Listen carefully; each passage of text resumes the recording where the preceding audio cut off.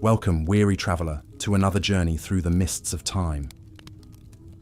As the moon rises and the world grows still, I invite you to settle in, get cozy, and let the cares of the day fade away.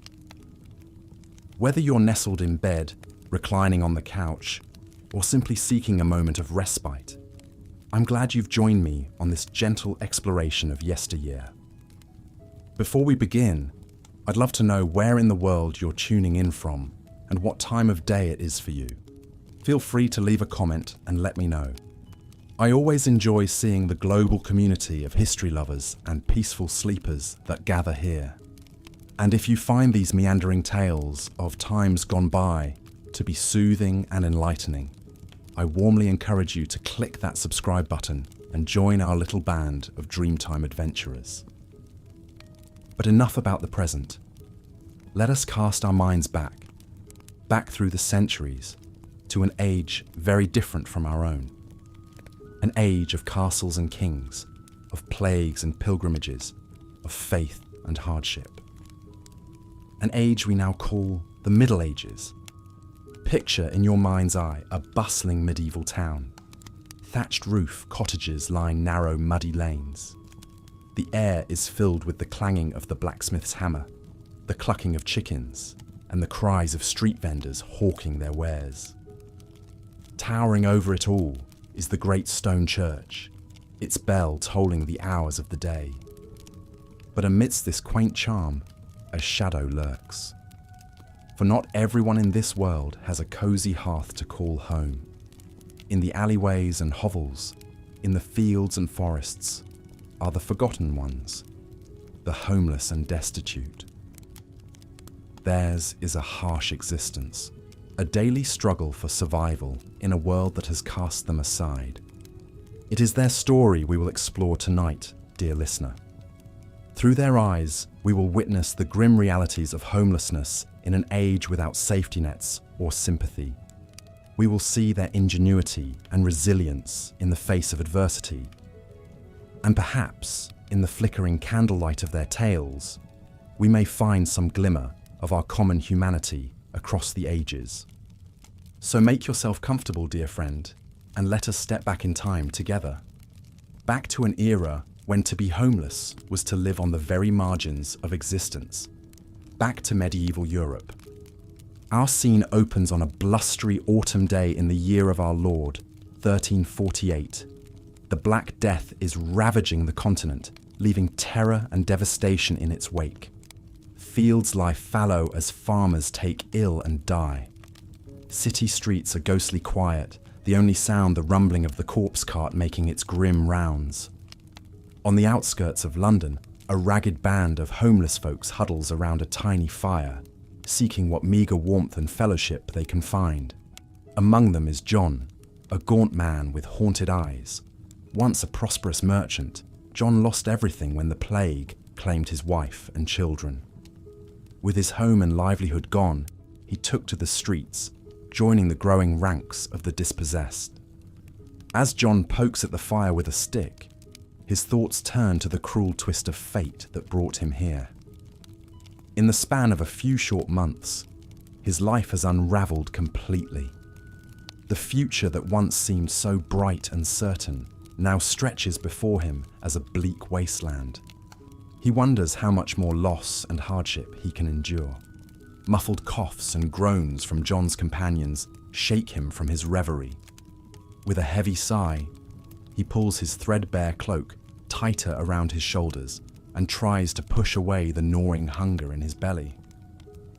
There will be no relief today. The city authorities have once again ordered the homeless to be driven out, fearful they may be spreading the pestilence. John knows they will have to move on by nightfall, seeking some new corner of forgotten land where they can lay their heads. It is a weary cycle he has grown accustomed to these past months on the streets. The endless search for shelter, for sustenance, for some shred of human decency in a world turned cold. As the sun begins its slow descent, John rises stiffly to his feet. It is time to begin the next leg of this grim journey. Picking up his few tattered belongings, he turns his steps toward the city gates and the lonely road beyond.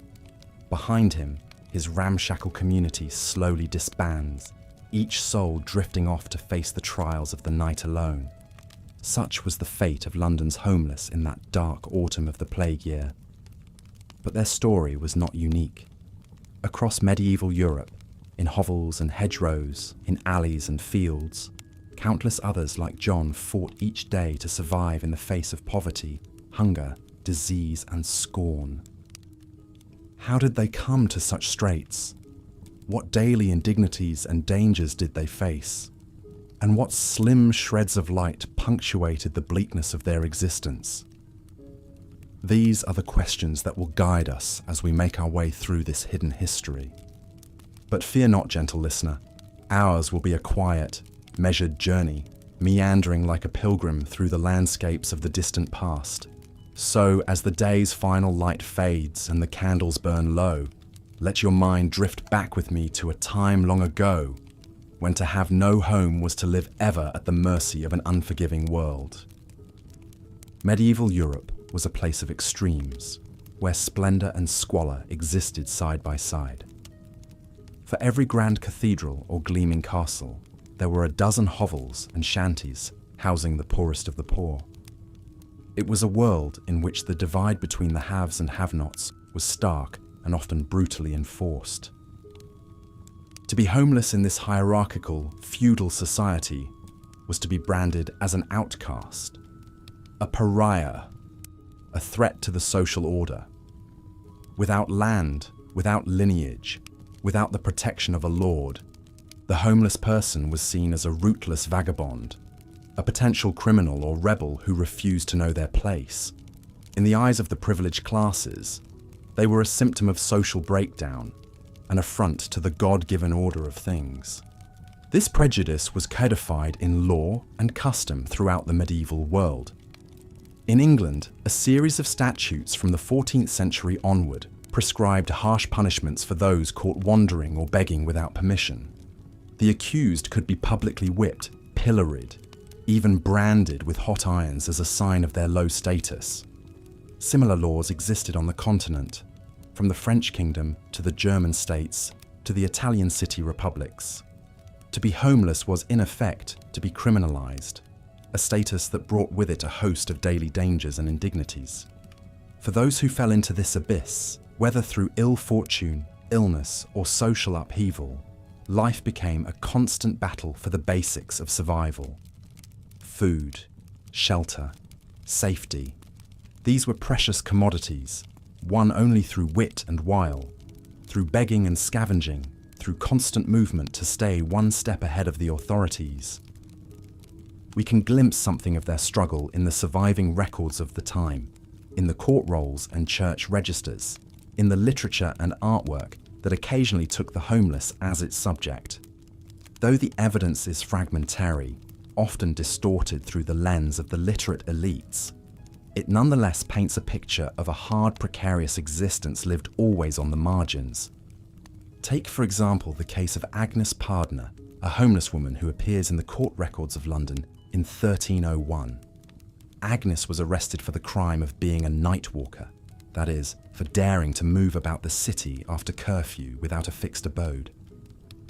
In her testimony, recorded by the court scribe, Agnes pleads for mercy. She explains that she is a widow with 2 small children, forced onto the streets after the death of her husband, a labourer. With no family to take her in and no means of support, Agnes had no choice but to beg by day and seek what furtive shelter she could find by night, always fearing arrest. Her story was a common one, echoed in countless variations across the urban centres of Europe. For the homeless widow, the orphaned child, the crippled veteran, the leper cast out by fearful neighbours, the streets were a last resort, a perilous refuge from a world that had no place for them. How did they survive in the face of such adversity? What small comforts or fleeting joys lightened their burdens? As we sift through the historical record, we can catch glimmers of their resilience, their ingenuity, their quiet fortitude, in the face of a hostile world. We see it in the makeshift shelters they built on the edges of towns, lean-tos of scavenged wood and thatch, nestled in the spaces between buildings or in abandoned lots. We see it in the begging bowls they carved from gourds or fashioned from clay, vessels for the alms that were their lifeblood. We see it in the songs and stories they shared around guttering fires, tales of better times and brighter places, of saints and heroes who looked with pity on the poor. And we see it in the fragile communities they built in the midst of their wanderings, bands of outcasts who looked out for one another, sharing what meagre food and warmth they could muster. These are the hidden histories we will trace in the hours ahead, as the night deepens and the world grows hushed.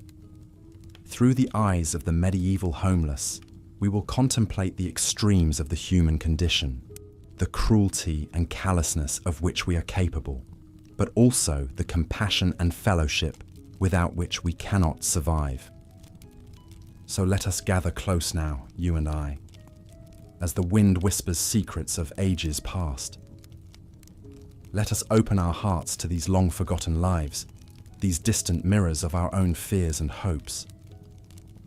And in their faded footsteps, perhaps we may find some echo of our common path as wanderers on this fragile earth.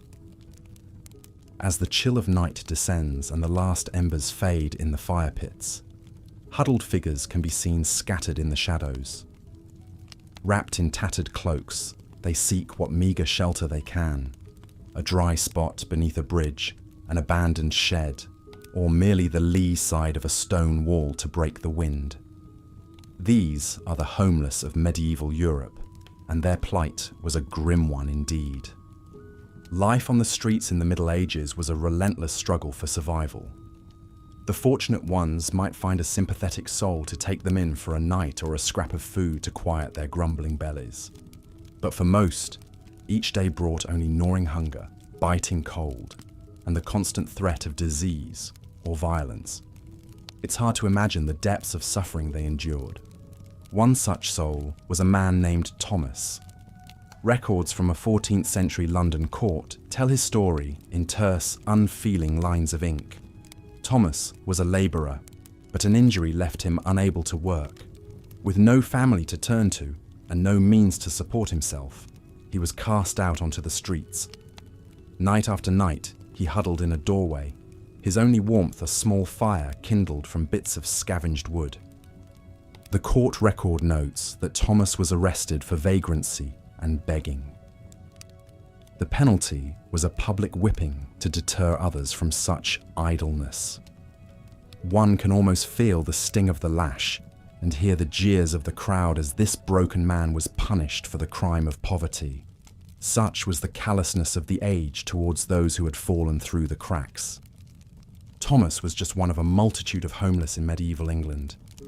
It's estimated that as much as half the population lived on the knife's edge of destitution.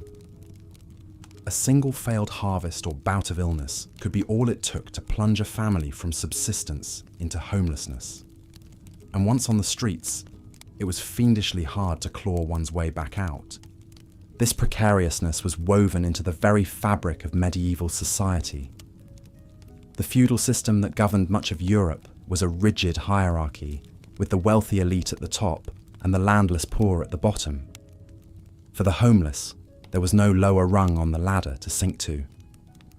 They were the disregarded refuse of a system that had no place for them. Adding to their misery were the frequent wars, plagues and famines that ravaged the land. Invading armies would burn and pillage, sending waves of refugees fleeing from the destruction. The Black Death snuffed out millions of lives, leaving ghost towns in its wake and orphaned children wandering the roads. And when the harvests failed and starvation stalked the land, it was always the poorest who suffered most. Through it all, the homeless persevered as best they could. Some banded together for safety and companionship, forming makeshift communities on the edges of towns. They erected lean-tos from cast-off planks and huddled around campfires to ward off the chill. It was a hard, hand-to-mouth existence, but at least they had each other.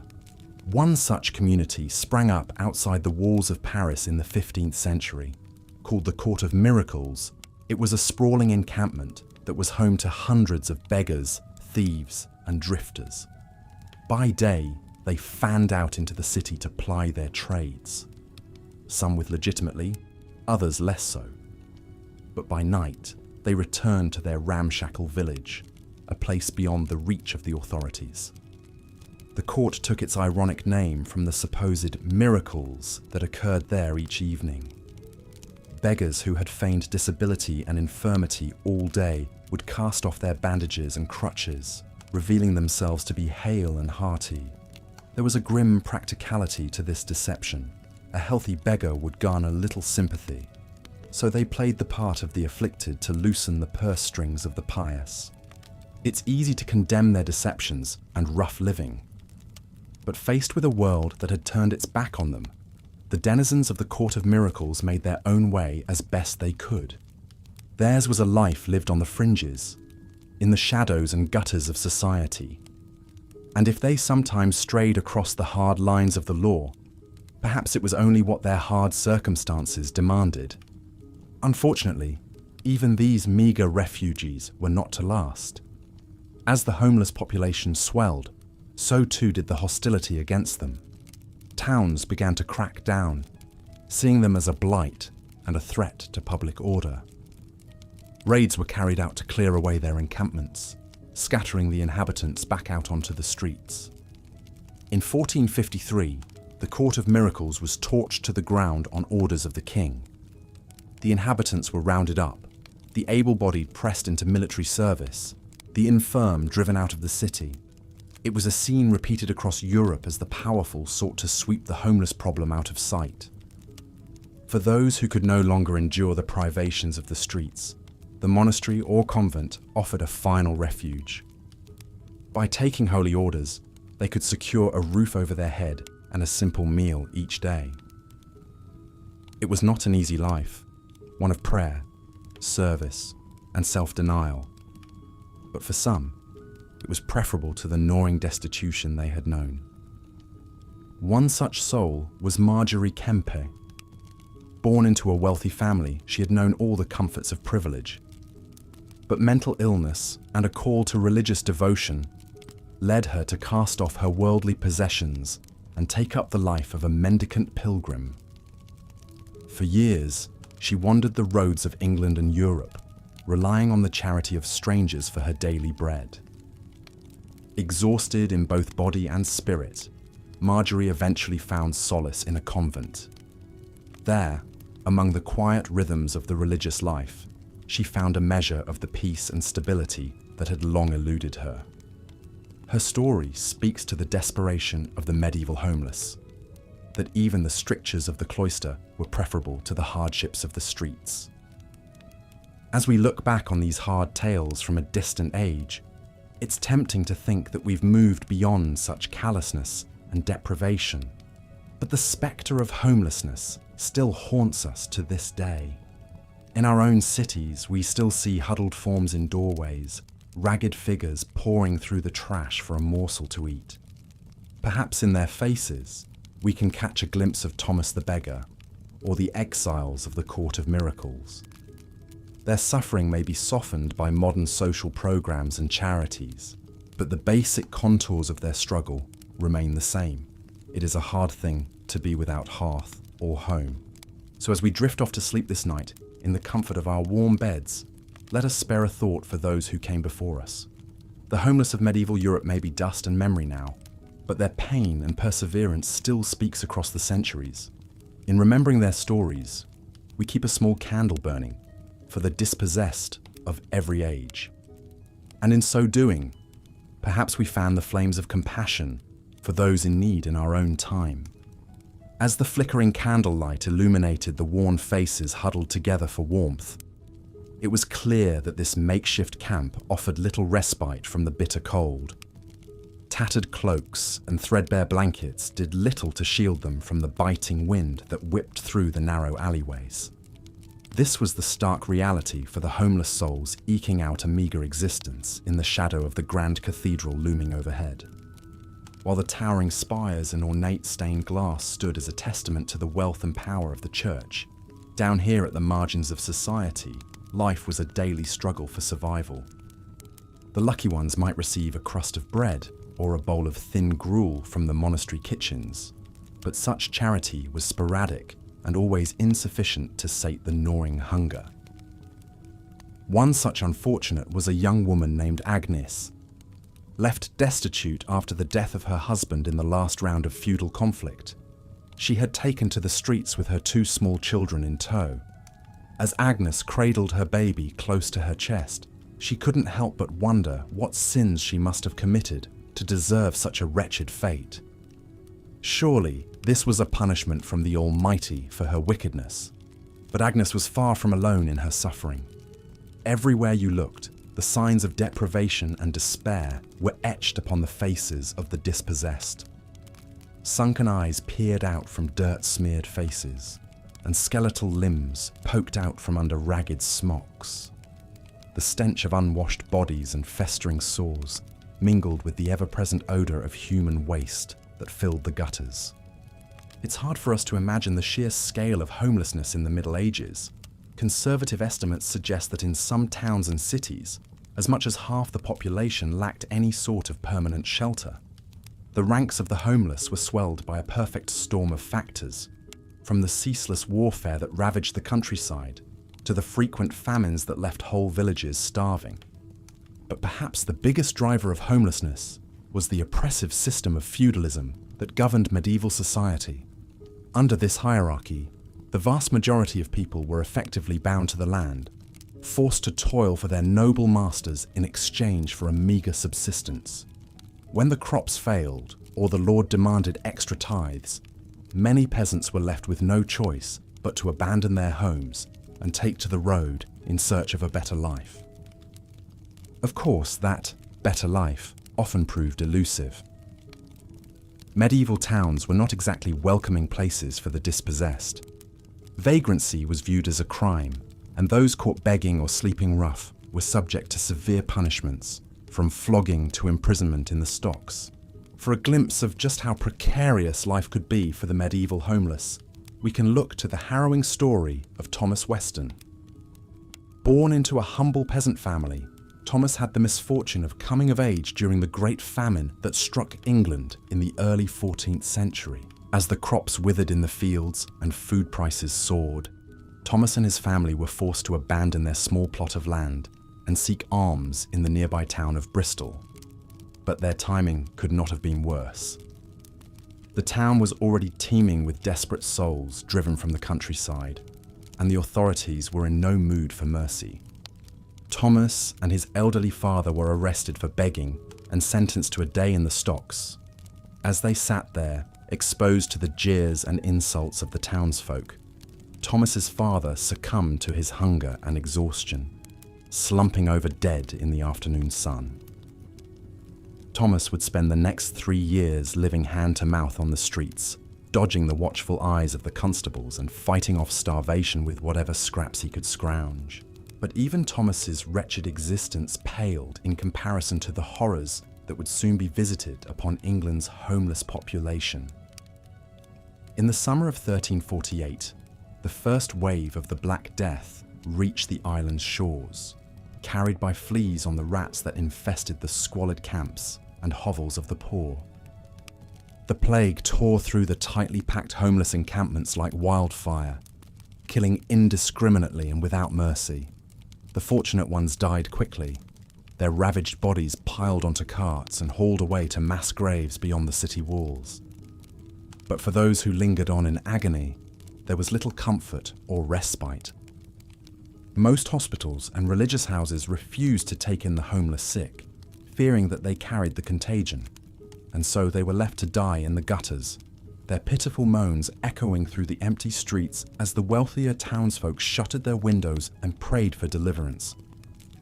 By the time the plague had burned itself out, as much as half of England's population had perished, with the homeless bearing the brunt of the losses. In London alone, it's estimated that over 20,000 homeless people died during the outbreak, their emaciated corpses left to rot where they fell. For the medieval homeless, death was an ever-present spectre, stalking the fetid alleyways and squalid encampments where they struggled to survive. If the cold or the hunger didn't claim them, then disease almost certainly would.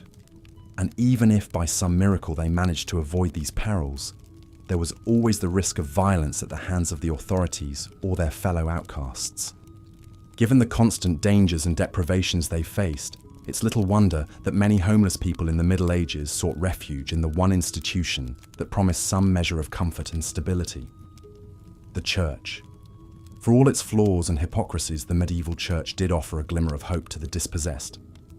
Monasteries and convents often provided food and shelter to the destitute, and some religious orders, such as the Franciscans, made aiding the poor a central part of their mission.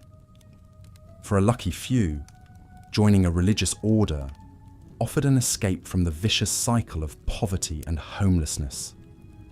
Take the tale of Elizabeth, a homeless widow who found salvation through service to God. Left penniless after the death of her husband, Elizabeth wandered the countryside for years, begging for alms and sleeping in barns and haystacks. But her life took a turn when she stumbled upon a small convent in the woods outside of York. The nuns took pity on the ragged woman and offered her a place to stay in exchange for help with the daily chores. Over time, Elizabeth found a sense of purpose and belonging in the rhythms of religious life, and she eventually took the veil herself, dedicating her remaining years to prayer and service.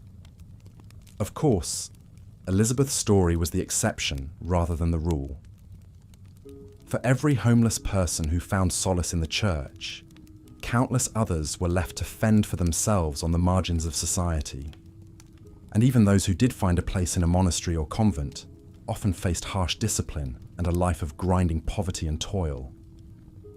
So what are we to make of this tragic history of medieval homelessness? What lessons can we draw from the suffering of these long-dead outcasts? Perhaps the most obvious one is that poverty and homelessness are not new problems, born of modern inequality or social decay. They have been with us for centuries, scars on the face of every so-called civilized society. But more than that, the stories of people like Agnes, Thomas, and Elizabeth remind us of the fundamental humanity of the homeless.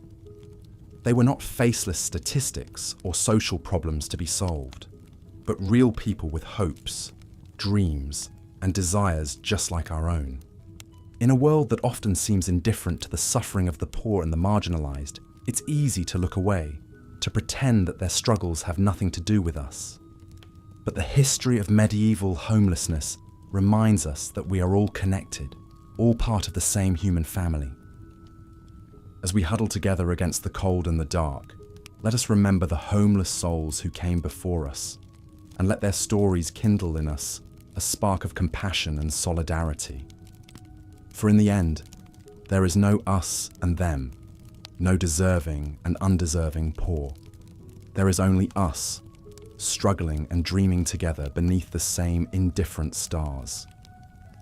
As the chill of night settled over the city, the makeshift hovels and crude shelters of the homeless came to eerie life. Shadows flickered across tattered cloth and salvaged wood, cast by the fading embers of cooking fires. Huddled figures stirred beneath threadbare blankets, their breath misting in the cold air.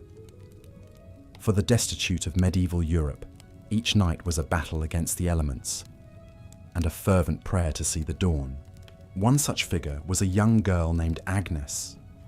Orphaned by the plague and cast out by her relatives, Agnes had joined the ranks of the homeless at the tender age of 7. Now, at 12, she was a veteran of the streets, wise beyond her years. As she curled up beneath a lean-to fashioned from an abandoned cart, Agnes's stomach growled with hunger. It had been 2 days since her last proper meal, a crust of bread and a few scraps of salted fish, begged from a kind-hearted merchant. Food was a constant struggle for the homeless of the Middle Ages. With no reliable source of income, they were forced to rely on the charity of others or resort to desperate measures. Begging was a common sight on the streets of medieval towns, with the destitute pleading for scraps and alms. However, as the numbers of homeless grew, so too did the laws against vagrancy and loitering. Many towns imposed harsh punishments on those caught begging, from public floggings to imprisonment in the stocks. For young Agnes, the risk of arrest was a daily reality. She had learned to be quick and cunning, darting through the crowds with her hand outstretched, then disappearing into the labyrinth of alleyways before the authorities could catch her. On a good day, she might collect a few copper coins, enough to buy a meagre meal. But on a bad day, when the merchants turned their backs and the townsfolk hurried past, Agnes was forced to seek out other options. One such option was scavenging. The streets and gutters of medieval cities were littered with refuse, from rotting vegetables to discarded bones. For the desperate, this detritus could mean the difference between life and death. Agnes had become an expert at picking through the garbage, seeking out morsels that were still edible. She had learned which taverns threw out the best scraps, and which back alleys were home to the most bountiful dung heaps. But even scavenging had its risks. Competition among the homeless was fierce, and fights over particularly choice bits of refuse were not uncommon. Agnes bore the scars of such conflicts, a jagged wound across her cheek from a rival's makeshift blade. She had learned to be fast and vicious, striking first and showing no mercy. In the world of the medieval homeless, compassion was a luxury few could afford. As Agnes curled tighter beneath her thin blanket, her thoughts turned to the coming day. She would rise with the sun and begin her daily rounds, scouring the streets for any opportunity to fill her belly. Perhaps the baker would be in a generous mood, or a passing nobleman might toss a coin in her direction. Or perhaps she would be forced to take more desperate measures, risking the wrath of the law for a chance at survival. For now, though, Agnes allowed herself a moment of rest. The night was cold and the ground was hard, but for a few precious hours, she could escape the gnawing hunger and the constant fear. In her dreams, she was warm and safe, with a full belly and a roof over her head. It was a fleeting fantasy, but it was enough to carry her through to another dawn. As Agnes drifted off to sleep, her story was just one of countless others playing out across medieval Europe. For the homeless of this era, life was a constant struggle, a daily battle against hunger, disease, and despair. But even in the darkest of times, there were glimmers of hope, moments of kindness and compassion that reminded them of their shared humanity. One such moment came in the form of a wandering friar, a man named Brother Luc. Born to a wealthy family in southern France, Luc had renounced his worldly possessions and taken a vow of poverty, dedicating his life to serving the poor and the sick. As he traveled the roads of Europe, he witnessed firsthand the suffering of the homeless and was moved to action. In each town he visited, Brother Luc sought out the most destitute and downtrodden, offering them not just food and alms, but also spiritual comfort and guidance. He listened to their stories and offered prayers for their well-being, treating them with a dignity and respect that was all too rare in medieval society. For Agnes, Brother Luc was a beacon of hope in a bleak world. She had first encountered him on a particularly desperate day, when hunger and exhaustion had left her curled up in a doorway, too weak to move. The friar had knelt beside her, offering her a sip of water and a gentle touch on the shoulder. He had stayed with her for hours, telling her stories of the saints and the love of God, until she had found the strength to sit up and accept the bread he offered. From that day forward, Agnes looked for Brother Luc whenever he passed through her town. She would seek him out in the market square or outside the church, eager for a kind word and a moment of human connection. The friar always greeted her with a smile and a blessing, pressing a coin or a crust of bread into her palm. But Brother Luc's kindness extended beyond just material aid. He also offered Agnes and the other homeless a sense of spiritual nourishment, a reminder that they were not forgotten or forsaken by God. In a world that saw them as little more than vermin, the friar treated them as children of the divine, worthy of love and compassion. One day, as Brother Luke was preparing to leave town, he took Agnes aside and pressed a small wooden cross into her hand. "Keep this with you, my child," he said, his eyes full of warmth. "Let it remind you that you are never alone, and that God's love is always with you." Agnes clutched the cross tightly, feeling its rough edges dig into her palm. It was a small thing, just a simple piece of wood, but to her it was a treasure beyond measure. In a life filled with uncertainty and hardship, it was a tangible reminder of hope, a symbol of the kindness and compassion that could still be found in the darkest of places. As Brother Luke walked away, disappearing into the crowded streets, Agnes felt a sudden pang of loss. The friar had been a bright spot in her bleak existence, a source of comfort and strength. But she knew that his mission was bigger than just one homeless girl, that there were countless others who needed his help and guidance. Clutching the wooden cross to her chest, Agnes whispered a silent prayer for Brother Luke's safety and well-being. She prayed that he would continue to bring light and hope to the dark corners of the world, and that his example would inspire others to act with kindness and compassion. As the sun began to set over the town, Agnes set out in search of a place to sleep. The streets were already filling with shadows, and the chill of night was creeping in. But for the first time in a long while, Agnes felt a flicker of something like hope in her heart. The road ahead was long and uncertain, but she knew that she was not alone. With Brother Luke's cross in her hand and his words in her heart, she had the strength to face whatever lay ahead.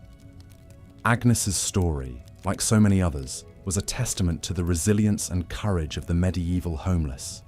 In a world that offered them little more than scorn and neglect, they found ways to survive and even thrive, relying on their wits, their resourcefulness, and their unshakable sense of human dignity.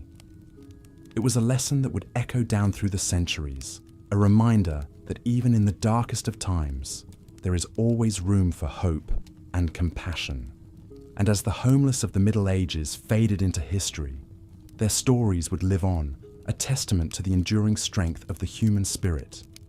For Brother Luke, the plight of the homeless was more than just a calling. It was a sacred duty, a mission that he had sworn to fulfill with every fibre of his being. As he walked the roads of Europe, he carried with him not just his meagre possessions, but also the weight of countless lives, the hopes and dreams of the destitute and the forgotten.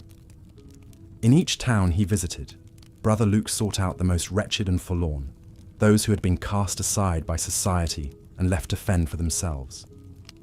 He found them huddled in doorways and alleys, shivering beneath tattered blankets and scraps of cloth.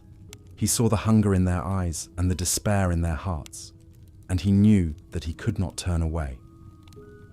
With a gentle touch and a kind word, Brother Luke would kneel beside them, offering what comfort and solace he could.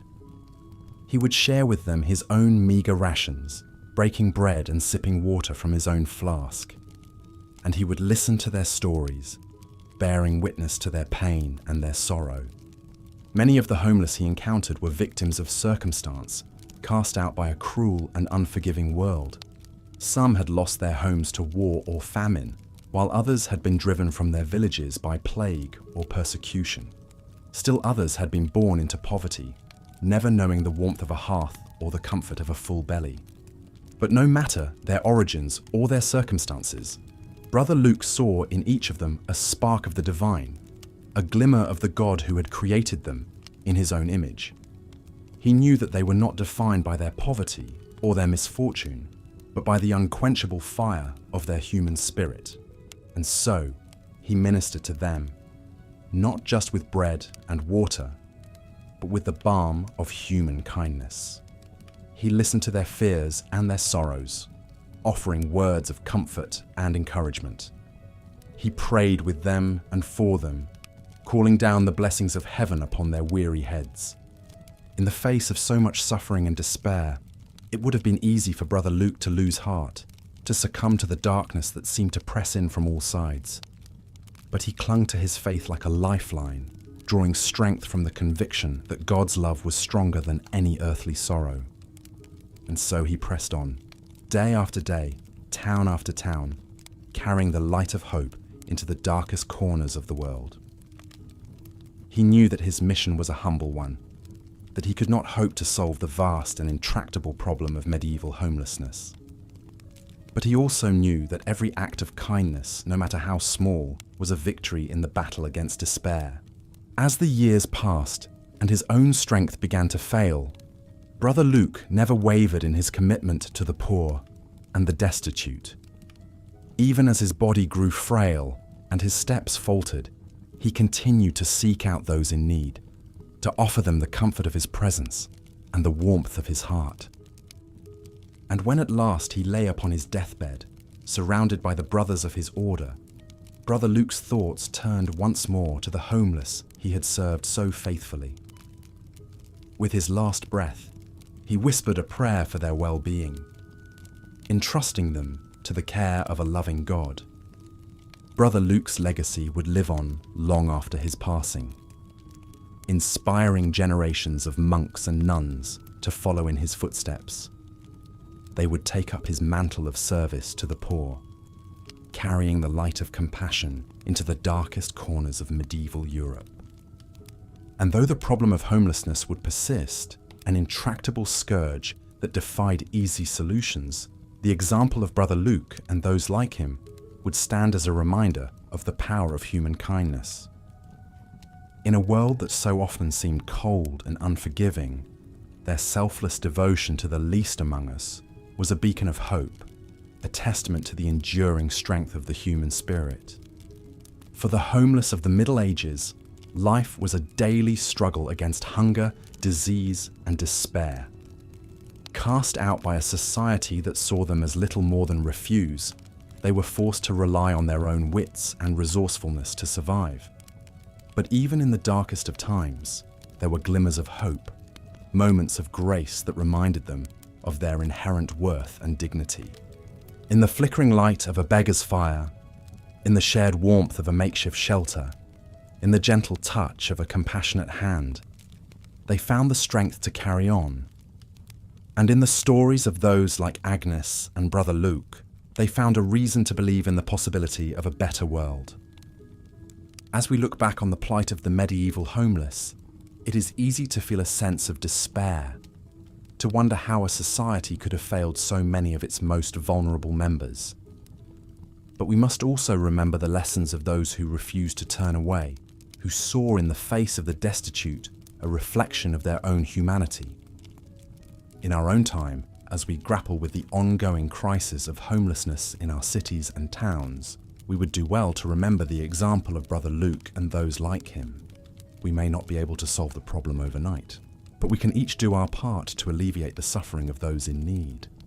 Whether it is through volunteering at a local shelter, donating to a food bank, or simply offering a kind word or a helping hand to someone in distress, we all have the power to make a difference. And in doing so, we honor the memory of those who came before us, those who refused to let the darkness win. As we close this chapter on the homeless of the Middle Ages, let us carry their stories with us, a reminder of the resilience and courage of the human spirit. And let us pledge ourselves to building a world in which no one is left behind, in which every person is treated with the dignity and compassion they deserve. In the words of Brother Luke, we are all children of God, worthy of love and respect. May we never forget the least among us, and may we always strive to be a light in the darkness. As the sun dipped below the horizon, casting long shadows across the muddy streets, the town of Ipswich settled into an uneasy quiet. Shopkeepers shuttered their windows, children were ushered inside, and the respectable folk retired for the evening. But for the town's homeless and destitute, the struggle was only beginning. Huddled in a dark alley, a group of ragged figures gathered around a meager fire, their faces gaunt and haunted in the flickering light. Among them was John, a once proud craftsman who had fallen on hard times. His calloused hands trembled as he warmed them over the flames, his empty stomach growling in protest. John's story was a familiar one in medieval England. A sudden illness had left him unable to work, and without a trade or family to support him, he had quickly found himself cast out onto the streets. In a society with no safety net or social services, losing one's livelihood often meant losing everything. As John surveyed his companions, he saw a grim cross-section of medieval misfortune. There was Agnes, an elderly widow with no children to care for her; Thomas, a lame beggar with a withered leg; and Mary, a young mother clutching a sickly infant to her breast. They were just a few of the countless souls left to fend for themselves in a world that had no place for them. Ipswich was far from unique in its homeless problem. Across England and Europe, towns and cities were grappling with a growing tide of poverty and destitution. It was a crisis born of many factors: endless wars that disrupted trade and agriculture, periodic famines that left whole regions starving, and the rigid hierarchies of feudal society that concentrated wealth in the hands of a few. In the 14th century, the situation was made even worse by the arrival of the Black Death. The devastating plague wiped out up to half the population in some areas, leaving behind a landscape of abandoned villages and desperate survivors. Many who had once lived comfortable lives found themselves suddenly cast into poverty, their lands seized by lords and their families scattered to the winds. For the homeless of Ipswich, the struggle was one of day-to-day survival. With no permanent shelter, they were at the mercy of the elements, huddling under bridges or in abandoned barns to escape the worst of the cold and rain. In the summer, they might camp in the woods or fields outside of town, only to be chased off by angry landowners or roving bandits. Food was an even greater challenge. With no means to earn an honest living, many were forced to rely on begging or scavenging for scraps. In a pinch, some might resort to petty theft, risking harsh punishments if caught. Even in the best of times, a homeless person's diet was meager and monotonous, consisting mostly of coarse bread, thin soup, and whatever wild plants or animals they could forage. The constant spectre of hunger took a heavy toll, weakening the body and making it susceptible to a host of maladies. For the homeless, even a simple cut or chill could quickly escalate into a life-threatening condition. Without access to proper medical care, they were easy prey for the many diseases that ran rampant in medieval towns: dysentery, typhoid fever, tuberculosis, and more. Perhaps the greatest suffering, though, was inflicted by their fellow man. To be homeless in medieval England was to exist on the very lowest rung of society, scorned and shunned as a pariah. Town authorities saw them as a blight and a nuisance, driving them out with edicts and ordinances. Merchants and tradesmen regarded them with suspicion, guarding their wares from sticky fingers. Even the church, which preached charity and compassion, often viewed them more as a burden than as lost sheep in need of a shepherd. For John and his companions, each day was a waking nightmare of gnawing hunger, biting cold, and constant degradation. They survived from moment to moment, scrounging for food and shelter where they could find it. Some clung to shreds of hope for a better tomorrow, while others had long since abandoned any dreams beyond the next meal or safe place to sleep. As the night wore on and the fire burned low, John pulled his tattered cloak tighter around his shoulders. He wondered what the future held for him and his fellow outcasts. Would they live to see another sunrise, or would they simply fade away, unmourned and unremembered? In the dark corners of medieval society, it was a question that haunted the lives of countless homeless souls. There were some, however, who found an unexpected path out of the gutter. For a lucky few, the rigid hierarchy of feudal society also offered a promise of stability and purpose, if they were willing to leave the world behind entirely. In towns and villages across medieval Europe, monasteries and convents served as bastions of learning, charity, and spiritual devotion. For centuries, they had offered refuge to the poor and the sick, providing food, shelter, and medical care to those in need. Some even operated hospitals and almshouses specifically for the homeless and destitute. For a homeless person with nowhere else to turn, the cloistered life of a monk or nun could be a tempting proposition. Behind the walls of a religious house, they would be guaranteed a roof over their heads, regular meals, and a stable community to belong to. In exchange, they would dedicate their lives to prayer, study, and service to God. Of course, the decision to enter a monastery or convent was not one to be made lightly. The rules and routines of religious life were strict and inflexible, demanding complete obedience and self-denial. Novices were expected to renounce all worldly possessions and ties, surrendering themselves entirely to the will of their superiors. For some, it was a sacrifice too great to bear. But for others, like Margaret, a former beggar who had lost everything in the plague, it was a chance at a new beginning. Margaret had spent years living hand to mouth on the streets of London, begging for scraps and sleeping in doorways. When a kind-hearted nun had taken pity on her and offered her a place in the convent, she had leapt at the chance.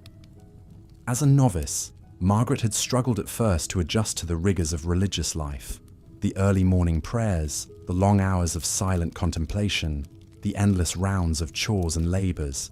It was all so different from the chaotic hustle of the streets. But gradually, she had found a sense of peace and purpose in the rhythm of the days, a feeling of belonging that she had never known before. For Margaret and others like her, the convent became a true home, a place of safety, community, and spiritual nourishment. They took solace in the knowledge that they were part of something greater than themselves, dedicating their lives to the service of God and their fellow man. But even within the walls of the convent, the spectre of homelessness was never far away. The monasteries and religious houses of medieval Europe were often overwhelmed by the sheer scale of poverty and suffering in their midst. They did their best to provide for the needy, but their resources were limited, and they could only do so much. Moreover, not all religious orders were equally welcoming to the homeless and destitute. Some saw them as a drain on their resources, a distraction from their spiritual mission. Others were more concerned with the social status and connections of their members, favouring the wealthy and well-born over the poor and humble. Even Margaret, who had found a home in the convent, knew that her place there was not guaranteed. She was acutely aware of her lowly origins and the lingering prejudices that followed her even in the cloistered world of the religious. She worked hard to prove herself, to show that she was worthy of the chance she had been given, but always with the fear that it could be taken away at any moment. As the years passed, Margaret rose through the ranks of the convent, taking on increasing responsibilities and earning the respect of her sisters. But even as she found fulfillment in her new life, she never forgot the lessons of her old one. She knew all too well the harsh realities of homelessness, the gnawing hunger and biting cold, the constant struggle to survive in a world that had no place for the poor and the weak. And so, in her own small way, Margaret worked to ease the suffering of those still trapped in that world. She volunteered in the convent's hospital, tending to the sick and the dying with gentle hands and soothing words. She helped to distribute food and clothing to the needy, offering them a moment of respite and a glimmer of hope in their dark and difficult lives. For Margaret, it was a way of giving back, of honouring the kindness and compassion that had been shown to her when she was at her lowest point. And it was a reminder too of the fundamental humanity that bound them all together, rich and poor, high and low, the housed and the homeless.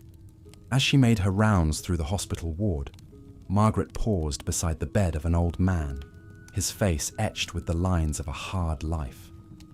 He was a beggar, she knew, one of the many who haunted the streets of the town, scraping by on the meager charity of others.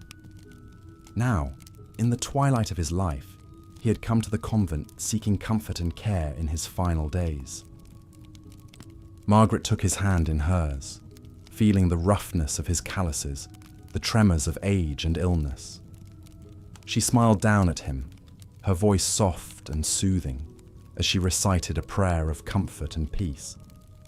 For a moment, the old man's eyes flickered open, meeting hers with a look of gratitude and understanding. In that moment, Margaret knew that she had found her true calling, not just as a nun, but as a guardian and protector of the lost and the forgotten. She knew that the road ahead would not be easy, that there would always be more suffering than she could ever hope to alleviate.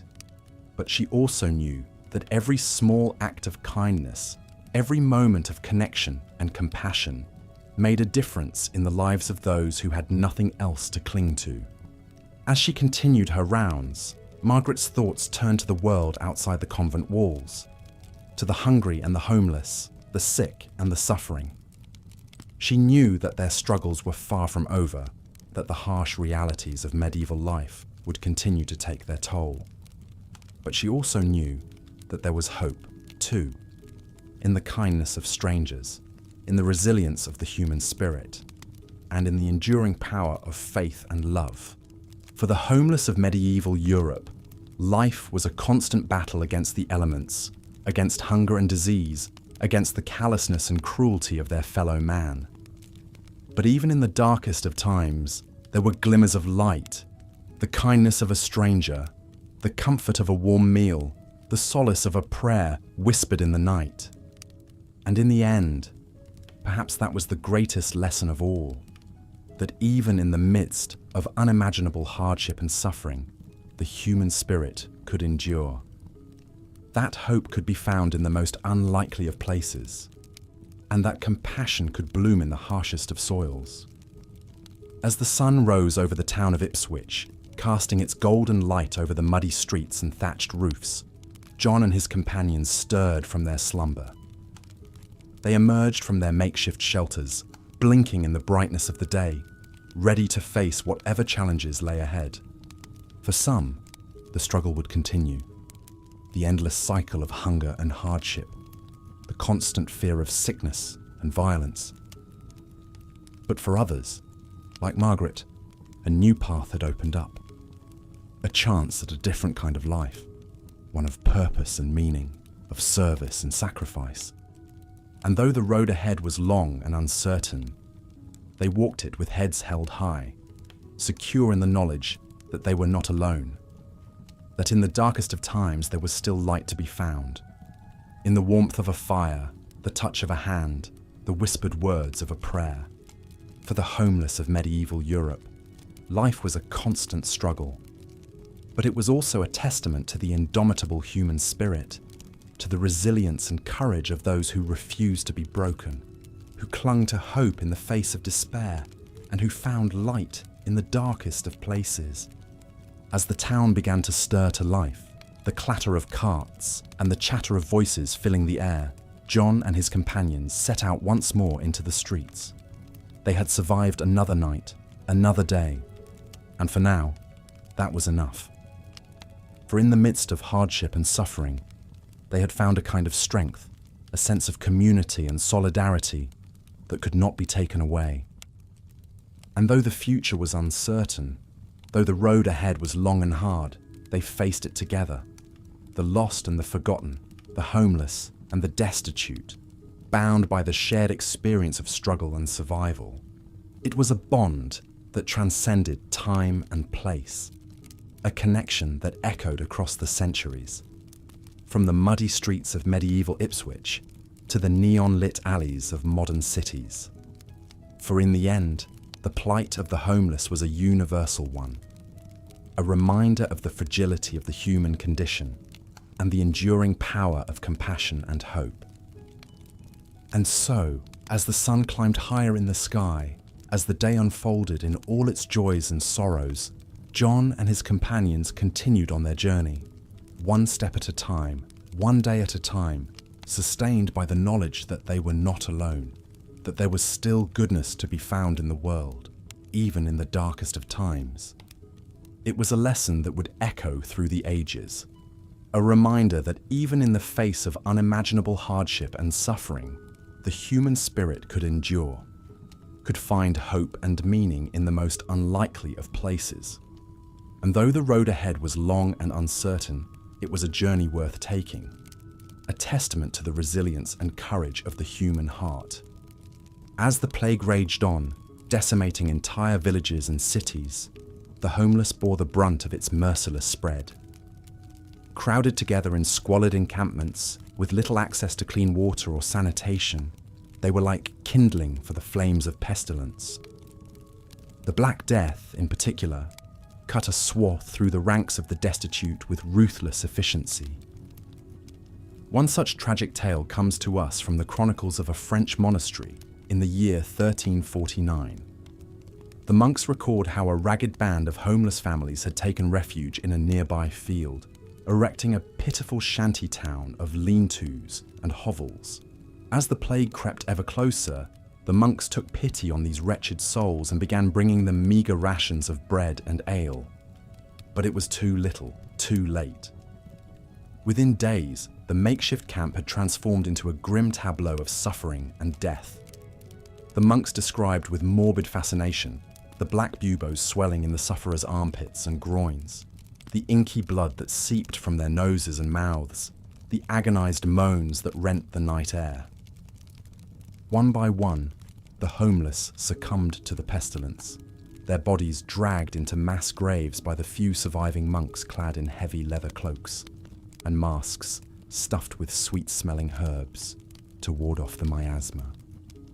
In the end, not a soul was spared from that ill-fated band of vagrants. The Black Death had claimed them all, leaving naught but a scattering of abandoned hovels and the lingering stench of decay. Such was the fate of countless homeless across Europe during the waves of plague that scoured the continent. With no walls to shelter behind or hearth to retreat to, they were like chaff before the reaper's scythe. Even in times of relative health, the spectre of disease haunted the lives of the destitute. Malnutrition left them weak and vulnerable to a host of maladies. The filth and squalor of the streets bred infections and parasites that burrowed into their flesh. A simple cut or scrape could fester and rot, leaving them crippled or disfigured. Chronic afflictions like pneumonia, tuberculosis, and dysentery were constant companions, slowly sapping their strength and will. In the eyes of medieval society, this susceptibility to disease only further stigmatized the homeless as unclean and tainted, their emaciated frames, racking coughs, and pus-ridden sores marked them as pariahs to be avoided lest their contagions spread. Lepers in particular were reviled and ostracized, condemned to a life of begging on the fringes of civilization. The fear of contagion from the homeless reached a fever pitch during times of epidemic. Towns would bar their gates to ragged wanderers, leaving them to languish and die in the ditches beyond the walls. Even the charitable monks and nuns would sometimes shun their sickly charges, dispensing bread and alms with a pole to avoid the taint of their diseased hands. For the destitute of the Middle Ages, each day was a Sisyphean struggle against the ravages of illness and infirmity. With no medicine or care beyond the occasional poultice or prayer, they could only endure the racking pains and wasting fevers as best they could, knowing that their next breath might be their last. It is a grim irony that in death, the homeless finally found a measure of equality with their more fortunate peers. Rich and poor alike were fodder for the plague's insatiable maw. In the charnel pits and mass graves, the bones of princes mingled freely with those of paupers. But even this morbid democracy was short-lived. As the wheels of industry and commerce ground to a halt, the need for cheap labour skyrocketed. Suddenly, the once reviled homeless were seen as a resource to be exploited. able-bodied vagrants were rounded up and impressed into work gangs, toiling in the fields and mines for a pittance of bread and shelter. Those deemed too weak or infirm to work were simply cast aside, left to die in the gutters and alleyways. In some cases, the destitute were actively persecuted, scapegoated as the cause of the plague by dint of their perceived sinfulness and impurity. Across Europe, homeless encampments were put to the torch, their inhabitants beaten and driven out like mangy dogs. Even in death, the homeless were denied the basic dignities accorded to their wealthier counterparts. While the rich and noble were interred in ornate tombs and sepulchres, the indigent were dumped unceremoniously into unmarked pits, their passing unmourned and unremembered. As the plague burned itself out and life slowly returned to a semblance of normalcy, the plight of the homeless once again faded into the background of medieval society's consciousness. The able-bodied drifted back into the anonymity of itinerant labour, wandering from town to town in search of work and sustenance. The infirm and elderly returned to their familiar haunts in the almshouses and poorhouses, eking out a meagre existence on the charity of the church and the occasional kind-hearted soul. But the scars of the pestilence lingered long in the collective memory of the destitute. For generations, the spectre of plague haunted their dreams and tinged their waking hours with a sense of foreboding. They knew all too well the cruel caprices of fate that could strike down the mightiest lord and the lowliest serf with equal impunity. In many ways, the plight of the homeless in the face of plague was a microcosm of their larger struggle for survival in the harsh and unforgiving world of the Middle Ages. Beset on all sides by hunger, cold, violence, and disease, they scraped and scrabbled for every morsel of food, every scrap of shelter, every shred of human dignity. It is a testament to the indomitable resilience of the human spirit that so many managed to endure in the face of such unrelenting adversity. Against all odds, they found small moments of solace and camaraderie in the shared hardships of the streets. They forged bonds of mutual aid and protection, pooling their meager resources to help the weakest among them survive another day. And in the darkest depths of despair, some even managed to find a flicker of hope and purpose. In the cloistered walls of the monasteries and convents, a lucky few discovered a refuge from the chaos and cruelty of the outside world. Here, they could shed the rags and filth of their former lives and don the simple robes of a monastic order. For these fortunate souls, the regimented routines of prayer, work, and contemplation offered a welcome respite from the daily grind of survival. In the service of a higher power, they found a sense of meaning and belonging that had eluded them in the dog-eat-dog world of the streets. But even within the sanctified halls of the church, the spectre of poverty and want was never far away. Many monasteries and convents struggled to feed and clothe the throngs of homeless that flocked to their gates, straining their meager resources to the breaking point. In some cases, the flood of indigent refugees threatened to overwhelm the very institutions that sought to help them. Monks and nuns found themselves stretched thin, torn between their vows of charity and the practical realities of keeping their communities afloat. Tensions simmered and sometimes boiled over as the haves and have-nots jostled for position within the cloistered walls. For the homeless who managed to secure a foothold in these religious orders, life was far from easy. They were expected to work long hours in the fields and workshops, toiling alongside their more well-heeled brethren to keep the monastery running smoothly. They were held to the same strict standards of piety and obedience, their every move scrutinized for signs of backsliding or moral turpitude. And yet, for many, it was a price worth paying for the simple assurances of a roof over their head, a meal in their belly, and a modicum of human dignity. In the structured rhythms of monastic life, they found a measure of purpose and predictability that had eluded them in the chaos of the streets. Of course, Not all religious orders were equally welcoming to the homeless and destitute. Some viewed them as little more than a drain on their resources, a distraction from their higher calling. In these communities, the poor were treated as second-class citizens, subjected to harsh discipline and menial labor, while being denied the full rights and privileges of the order. One poignant example comes from the records of a Benedictine abbey in the 14th century England. The abbey's chronicles speak of a homeless woman named Agnes, who sought refuge within its walls during a particularly brutal winter. Despite her obvious need, the abbot was reluctant to admit her, seeing her as little more than a burden on the community's already strained resources. Only after much pleading and prostration did he relent, allowing Agnes to take the veil as a lay sister. But her new life was far from an idyllic respite. She was relegated to the abbey's scullery, forced to toil long hours, scrubbing pots and hauling water for her more privileged sisters. Despite the backbreaking labour and constant indignities, Agnes persevered, finding small moments of grace in the simple rhythms of monastic life. In the quiet of the chapel, she could lose herself in the soaring harmonies of the choir, her spirit transported beyond the drudgery of her earthly existence. And in the fleeting camaraderie of her fellow lay sisters, she found a sense of kinship and belonging that had always eluded her on the streets.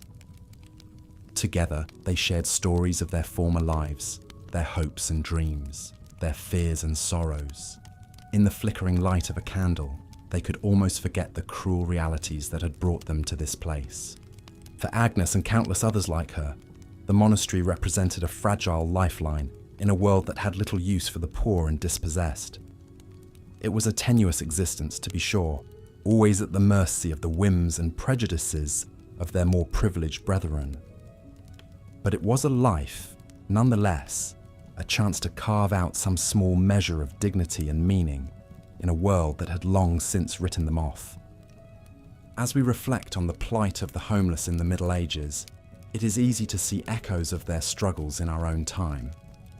The same forces of poverty, displacement, and social stigma that drove so many to the margins of medieval society are still very much with us today. In the huddled forms sleeping rough on our city streets, in the gaunt faces lining up at our soup kitchens and shelters, we can see the same desperation and resilience that animated the lives of the medieval poor. Their stories may be separated by centuries, but the underlying human struggles remain the same.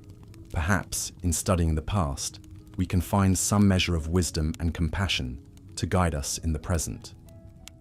By understanding the complex web of social, economic, and cultural factors that gave rise to homelessness in the Middle Ages, we can begin to untangle the knotty problems of our own era.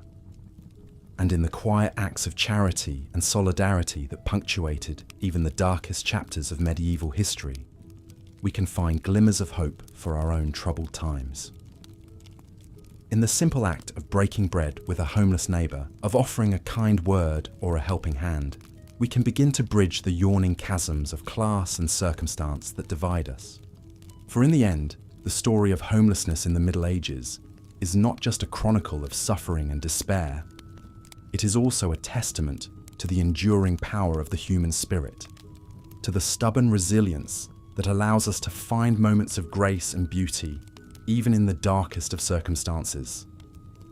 As we close this chapter on the homeless of the medieval world, let us carry their stories with us as a reminder of our shared humanity.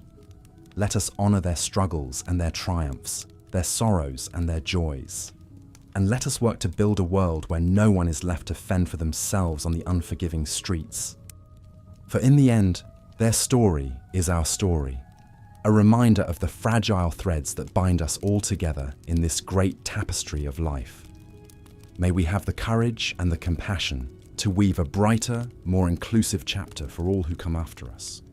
And so, we bid farewell to the homeless of the Middle Ages, secure in the knowledge that their legacy lives on in the hearts and minds of all who strive for a more just and humane world. May their memory be a blessing and a call to action, a reminder of the work that still lies ahead. As we drift off to sleep, let us hold their stories close, a talisman against the dark. And may we wake in the morning with renewed resolve to build a world where no one is left behind, where every human life is cherished and valued as a precious gift. So rest now, dear listener, and dream of a brighter tomorrow. The journey is long and the road is hard, but together we can make a difference.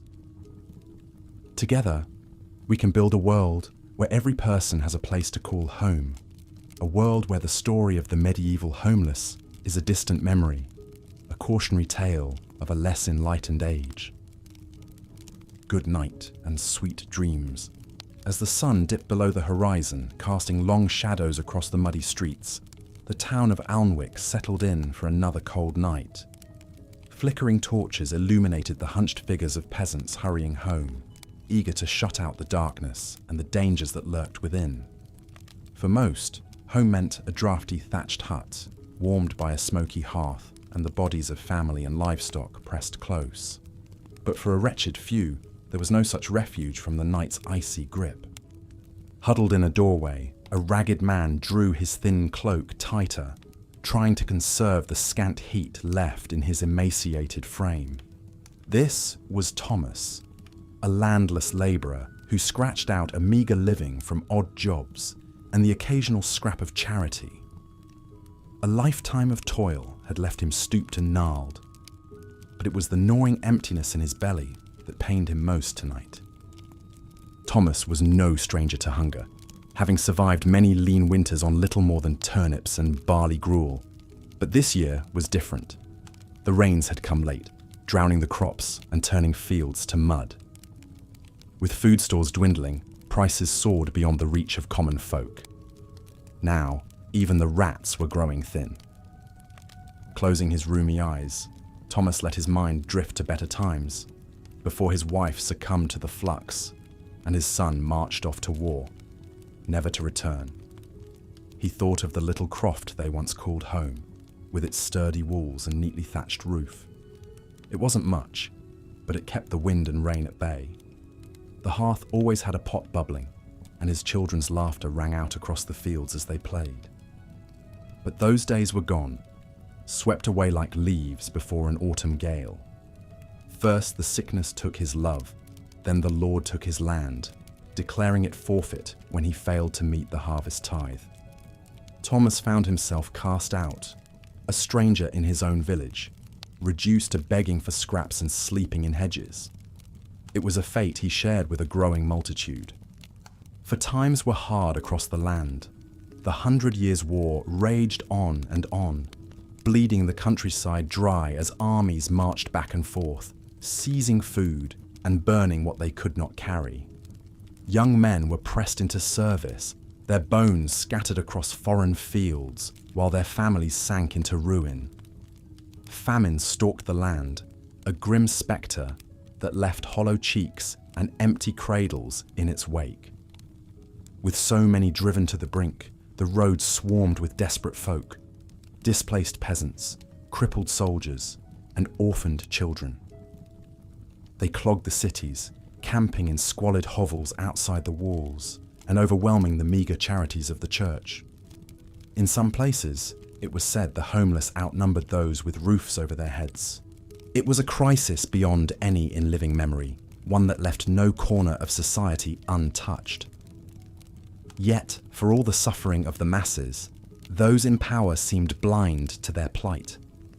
Lords and bishops still feasted in their halls, served by retinues of liveried servants, while the destitute huddled at their gates, hoping for a crust.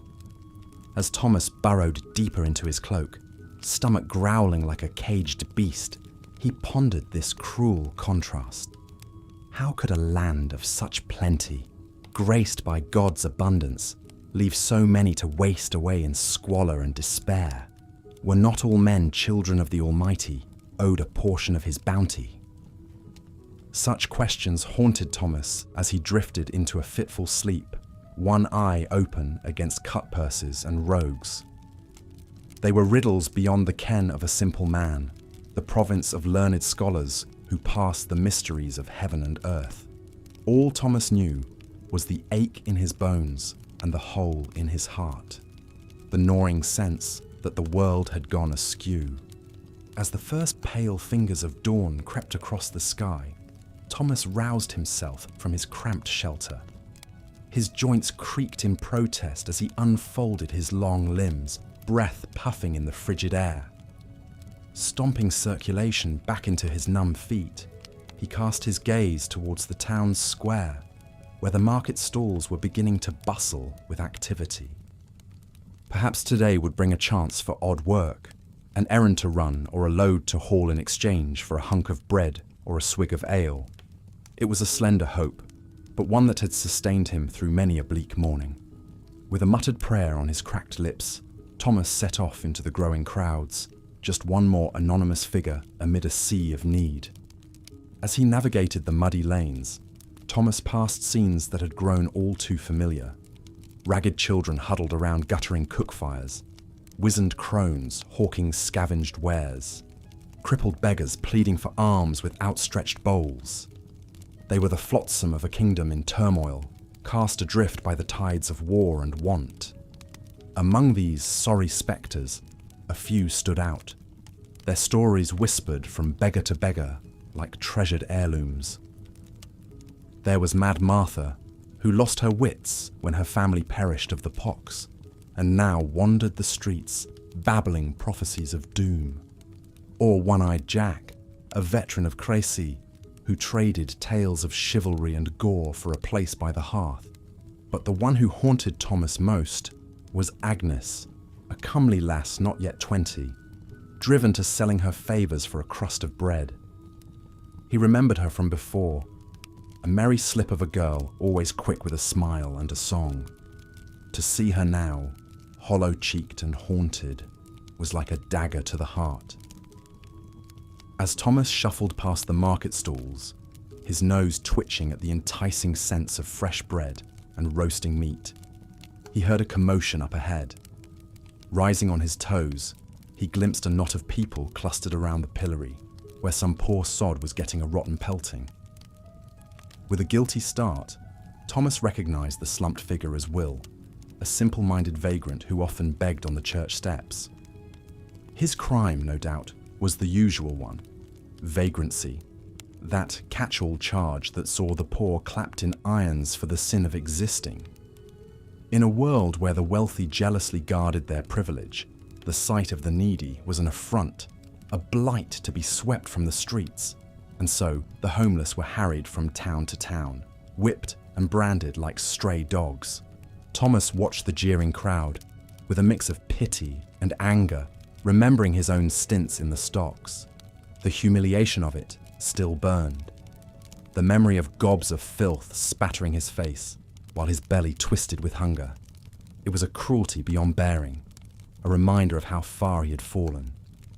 With an effort, Thomas tore his gaze away and pressed on, his steps leaden with despair. What hope was there in a world that treated its weakest so? Where was the charity, the Christian mercy, that the priests droned on about in their sermons? It seemed to Thomas that the true face of the church was not the gentle smile of the Virgin, but the hard sneer of the tithe collector. As the sun climbed higher, burning away the morning mist, Thomas found himself at the edge of town, where the neat rows of thatch gave way to a squalid shanty town of lean-tos and hovels. This was the fringe, the no-man's land, where the homeless clustered like rats, scraping by on the leavings of their betters. The stench hit him like a fist, a miasma of unwashed bodies, human waste and despair. Thin trails of smoke curled from rickety chimneys, the scent of burning rubbish mingling with the sour reek of boiled cabbage. Scrawny dogs slunk between the shacks, ribs poking through mangy coats as they nosed for scraps. This was a place Thomas knew well, having sheltered here through many a bitter night. There was a grim camaraderie among the residents, a sense that they were all in the same leaky boat. They pooled what meagre resources they had, sharing scanty meals and huddling together for warmth. But even here, On the margins of society, there was no true escape from the cruel calculus of survival. Fights erupted over mouldy crusts and cast-off rags, desperate souls driven to extremes by gnawing want, and always the spectre of disease hung over the camp like a pall, picking off the weakest with merciless efficiency. Thomas had seen it all, the bloody flux that left its victims shitting out their guts, the putrid fever that made the skin slough off in sheets. He had watched friends and strangers alike wither away, their last breaths rattling in sunken chests. It was a pitiless end, one he prayed nightly to be spared.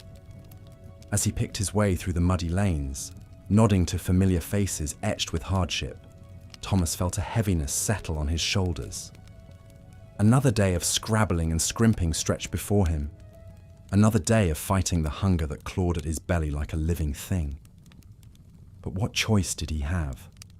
This was the lot of the landless poor, the grim reality behind the minstrel's tales of courtly love and daring do. While lords and ladies played at chivalry, the likes of Thomas scrabbled in the dirt, praying for a scrap of their leavings. It was a bitter draught to swallow, but one that Thomas had long since grown accustomed to. You learned to take your joys where you could.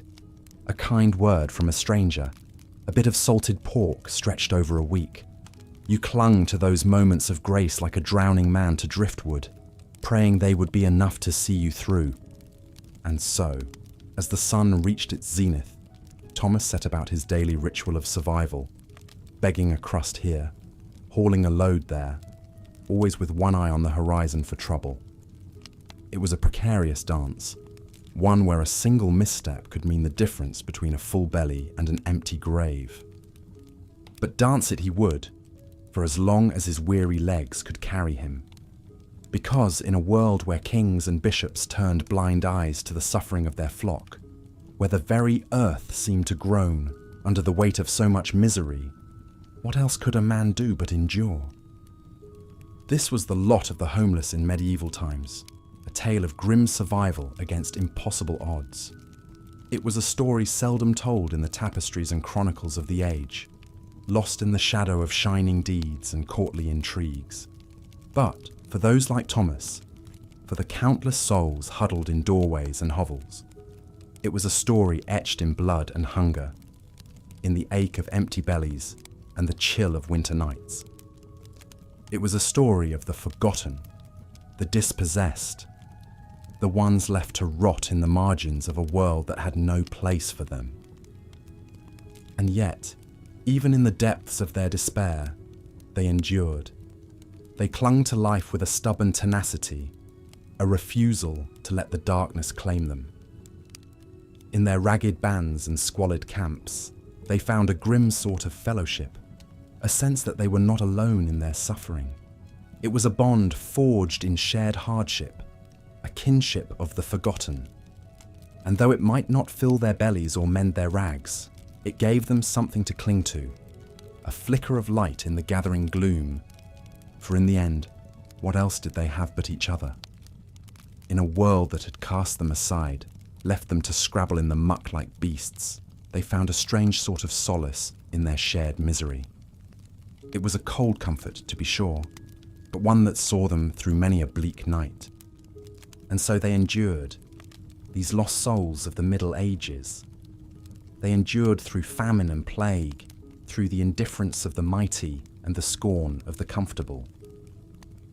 They endured because they had no choice, because to give in to despair was to let the darkness win.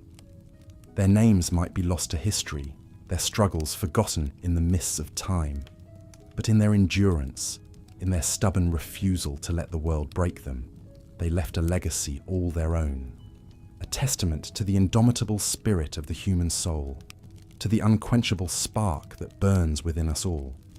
It is a legacy that echoes down through the ages, a reminder that even in the darkest of times, hope endures. For as long as there are those who suffer, who cry out for justice in a world that seems deaf to their pleas, the spirit of the forgotten will never truly die. And so we remember them, these lost souls of the Middle Ages. We remember their struggles, their sorrows, their small triumphs snatched from the jaws of despair. We remember them not as statistics or footnotes, but as flesh and blood, as brothers and sisters in the great human family. In doing so, we honor their memory and the memories of all those who have been left behind by the march of history. We hold a light to the darkness, a candle against the encroaching gloom. For in the end, is that not the true measure of our humanity? Not in the shining deeds of kings and conquerors, but in the quiet courage of the forgotten, the ones who endure against all odds. It is a question worth pondering as we go about our own struggles, our own daily battles against the darkness. For in the end, are we not all wanderers in this vale of tears, all searching for a place to lay our weary heads? Perhaps, in remembering the homeless of medieval times, in holding their stories close to our hearts, we can find a measure of that solidarity, that sense of shared struggle that sees us through the bleakest of nights. For in the end, we are all pilgrims on this earthly road, all seeking a glimpse of light in the darkness, and in the stories of the forgotten, in the quiet courage of the dispossessed, we may just find a flicker of that eternal flame, guiding us home at last. As the sun began to sink once more, painting the sky in shades of fire and gold, Thomas made his weary way back to his accustomed spot in the town square. His legs ached from the day's labours, his belly still grumbling its discontent, but there was a lightness in his step that had not been there before. Perhaps it was the memory of a kind word from the baker's wife, slipping him a fresh roll with a conspiratorial wink, or the sight of two urchins, rags flapping, laughing as they chased each other through the muddy streets. Small moments of grace, snatched from the teeth of a world that so often seemed to offer nothing but sorrow. As he settled into his nook, back braced against rough stone, Thomas let his eyes drift shut. Let the sounds of the town wash over him in a comforting tide. The creak of a cartwheel, the distant bleat of a goat, the low murmur of voices rising and falling in the evening air. It was a symphony he knew by heart, the music of a world that, for all its cruelties, still held pockets of warmth, of light. And as he drifted off to sleep, lulled by that familiar refrain, Thomas felt a small smile tug at the corners of his mouth. For in that moment, he was not a beggar, not a vagrant, but simply a man, a child of God like any other. And in that shared humanity, that flicker of the divine that burned within them all, he found a strange sort of peace, a balm for the aches of the soul. It was a peace hard won, forged in the crucible of suffering and want, but it was his, a treasure no one could take from him. And as he slipped into dreams, wrapped in the tattered cloak of his own endurance, Thomas knew that, come what may, he would rise to greet another dawn. For such was the way of the forgotten, the dispossessed, the ones who clung to life with a stubborn grace. They endured through the long nights and the lean years, through the indifference of the world and the cruelty of fate. They endured because they had to, because to do otherwise was to let the darkness win. And in that endurance, that quiet defiance of a world that would see them broken, they found a strength beyond measure, a light that no shadow could dim. It is a light that still shines today in the hearts of all those who struggle, who toil in the face of impossible odds. It is the light of hope, of resilience, of the unquenchable human spirit. And as we remember the homeless of medieval times, as we hold their stories close and draw strength from their courage, we keep that light burning, a beacon for all those who wander in the dark. For in the end, we are all pilgrims on this earthly road, all seeking a way through the wilderness of our days. And in the footsteps of the forgotten, in the echoes of their quiet triumph, we may just find the path that leads us home. So let us remember them, these lost souls of history, Let us hold their memory close, a talisman against the gathering dark. And in doing so, let us find the courage to endure, to hope, to love in the face of all that would see us broken. For in the end, that is the true legacy of the forgotten. Not a tale of sorrow, but a testament to the human spirit, As we've seen, the plight of the homeless in medieval Europe was a grim and unforgiving existence. Forced to eke out a meager living on the fringes of society, they faced constant struggles for the basic necessities of shelter, food, and safety. But perhaps most cruel of all was the social stigma and persecution they endured from a society that viewed them with scorn and suspicion. In the eyes of medieval society, to be homeless was to be an outcast, a pariah, a blight on the community. Homelessness was seen not as a misfortune or a failure of the system, but as a moral failing, a sign of laziness, vice, or criminality. The prevailing belief was that anyone who found themselves without a home must have done something to deserve it, whether it be sin, sloth, or some other personal defect.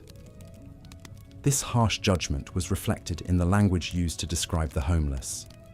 They were called vagrants, vagabonds, beggars, and worse, all terms that carried connotations of worthlessness and depravity.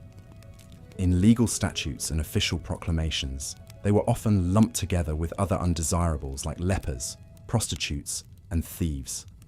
To be homeless was to be tainted, corrupted, a stain on the social fabric that needed to be cleansed. This stigma manifested in the way the homeless were treated by their fellow man.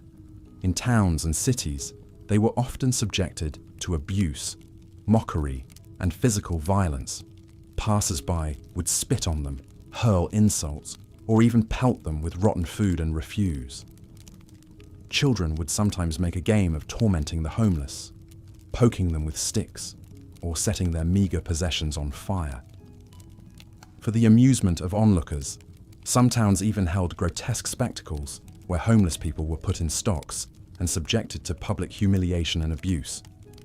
One particularly poignant example of this cruelty comes from the records of a small English town in the 14th century.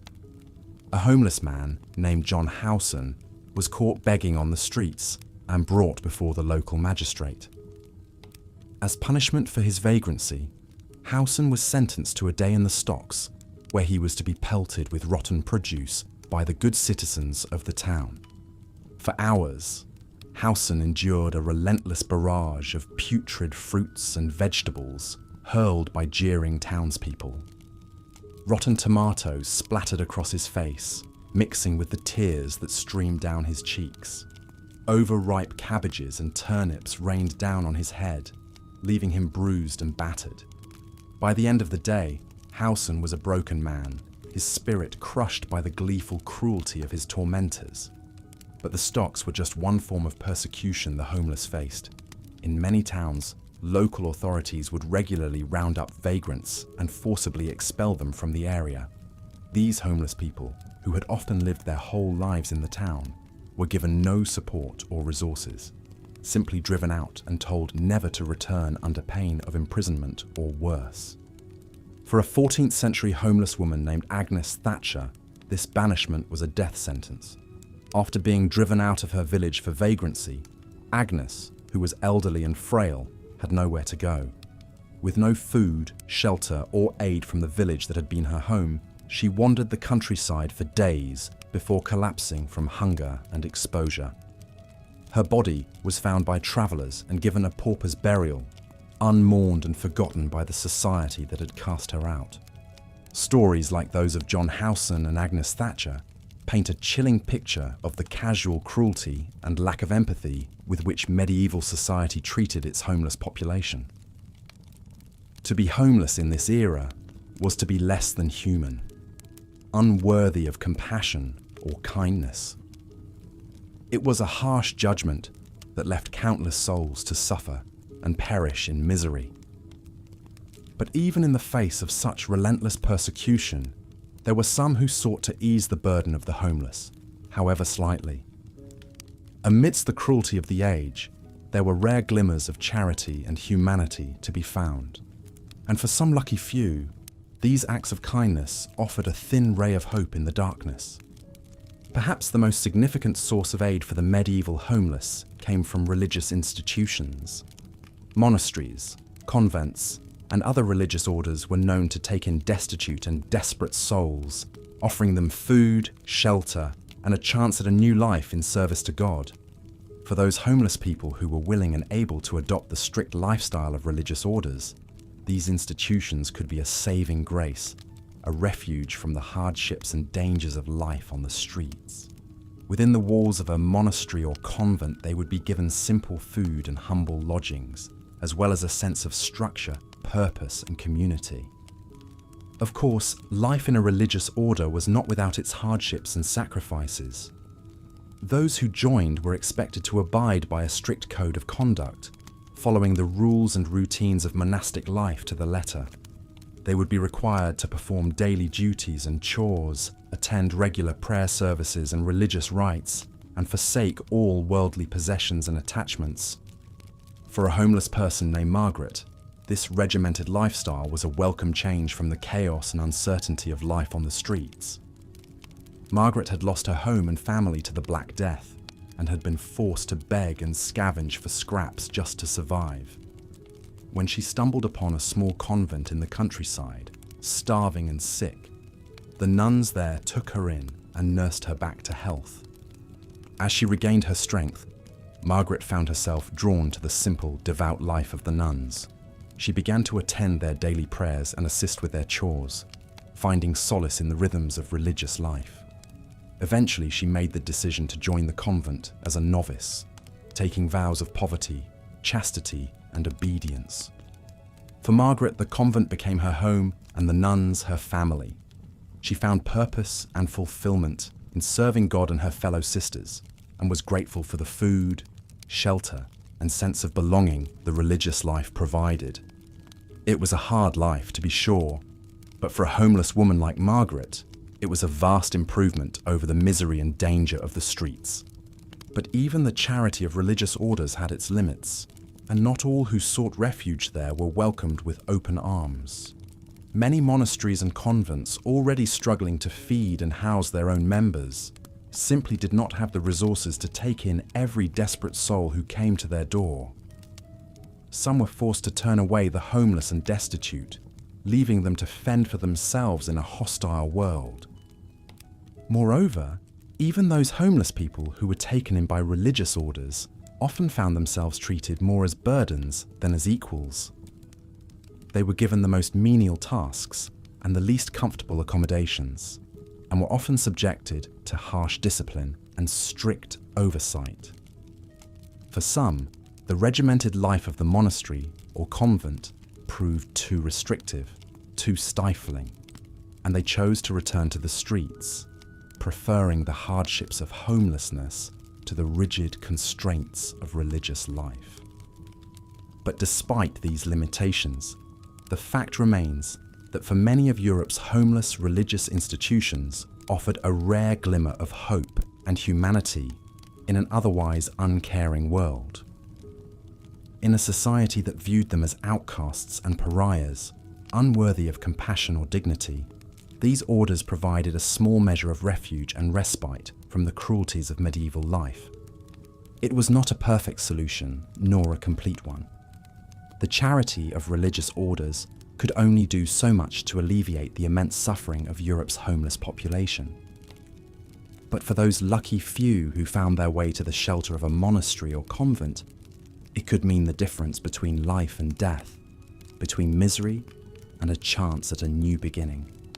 As we come to the end of our journey through the harrowing world of medieval homelessness, it's hard not to feel a sense of sorrow and despair at the immense suffering and injustice we've witnessed. The homeless of this era were truly the outcasts of their society, reviled and persecuted simply for the crime of being poor and destitute. But in the midst of this darkness, there were also glimmers of light, the small acts of kindness and charity that revealed the better angels of human nature. From the nuns who took in the sick and starving, to the beggars who shared their meagre scraps, with their fellow sufferers. These moments of compassion remind us that even in the bleakest of times, the human spirit is capable of great generosity and empathy. And as we reflect on the lessons of this tragic history, it's hard not to see echoes of the medieval world in our own society's treatment of the homeless. Even today, in an age of unprecedented wealth and prosperity, we still too often view the homeless as outcasts and pariahs, unworthy of our compassion or concern. But the story of medieval homelessness reminds us that this harsh judgment is not only cruel, but short-sighted. For in the end, a society is only as strong as its most vulnerable members, and a world that turns its back on the poor and destitute is a world that diminishes us all. Perhaps then, the true lesson of this history is not one of despair, but of empathy and understanding. By looking back at the suffering of the medieval homeless, we are reminded of our common humanity, of the fundamental dignity and worth of every person, no matter their station in life. And in that reminder, we may find the inspiration to build a better world, a world where no one is left to suffer in the gutters and alleyways, where every person is treated with the compassion and respect they deserve. It is a lofty goal, to be sure, but one that is worthy of our highest aspirations. As we close our eyes and drift off to sleep, let us hold that vision in our hearts. A vision of a world where the homeless are not outcasts, but valued members of our shared human family. And let us dream of a future where the cruel lessons of medieval homelessness are not forgotten, but rather serve as a reminder of the work we still have left to do. The Black Death was absolutely devastating to medieval Europe's homeless population. This merciless plague spared no one, but it hit society's most vulnerable and destitute the hardest. Imagine the terror that must have gripped a homeless encampment as this mysterious disease started claiming lives. Picture a makeshift village of hovels and lean-tos, cobbled together from old timbers and cast-off rags on the muddy outskirts of a town. The inhabitants here already lived a precarious hand-to-mouth existence. But then, an even grimmer spectre than poverty darkened their doors. The plague. It likely started innocently enough. Perhaps a homeless woman nursing a sick child, or a beggar returning to camp with a hacking cough after a day pleading for alms in the town market. But this was no ordinary fever or illness. This was the Black Death in all its grotesque savagery. The first victims would develop agonizing swellings the size of eggs or apples in their armpits, neck, and groin. These buboes, as they were called, would ooze pus and blood. Dark blotches would mottle their skin as the flesh died and turned black, a telltale sign that gave this plague its chilling moniker. Fevers raged as the afflicted moaned in delirious agony. Some vomited or coughed up blood as the sickness ravaged their internal organs. The stench of impending death mingled with the reek of filth and decay that already hung over the camp. It was a tableau of pure horror. As more of the homeless villagers succumbed, panic began to set in. Some tried to flee, staggering away in a futile attempt to outrun the pestilence. They only succeeded in spreading it further. Others turned to desperate prayers and superstitions, lucky charms, self-flagellation, anything to ward off the scourge. But the Black Death could not be bargained with or appeased. It scythed through the camp without pity. Entire families were wiped out shivering in their huts. The rapidly mounting dead lay where they fell, with no one left to bury them. A carpet of bloated corpses attracted swarms of flies and rats, which only hastened the spread.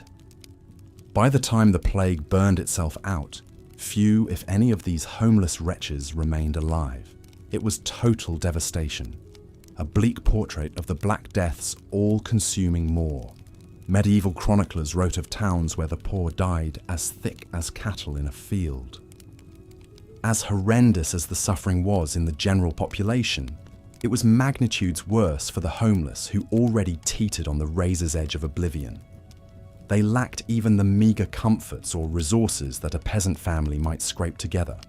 For medieval society's unwanted castaways, the Black Death was an apocalyptic nightmare from which many never awoke. It was a grim reminder of the abyss that always yawned just inches beneath their feet. Even in better times, a homeless person lived shadowed by the spectre of death, from exposure, starvation, or violence. The plague simply made manifest the brutal precarity of their existence. Of course, those homeless who somehow survived the initial onslaught of pestilence found little respite. If anything, their plight worsened as the Black Death decimated the population and unraveled the social fabric. With labour suddenly scarce, aristocrats ruthlessly cracked down on beggars and vagrants, seeing them as indolent wastrels shirking their duties. The English Parliament passed the Statute of Labourers in 1351, which essentially criminalised unemployment. Anyone able-bodied who wasn't toiling for a lord could be branded a vagrant and subjected to brutal punishments like whipping, the stocks, or prison.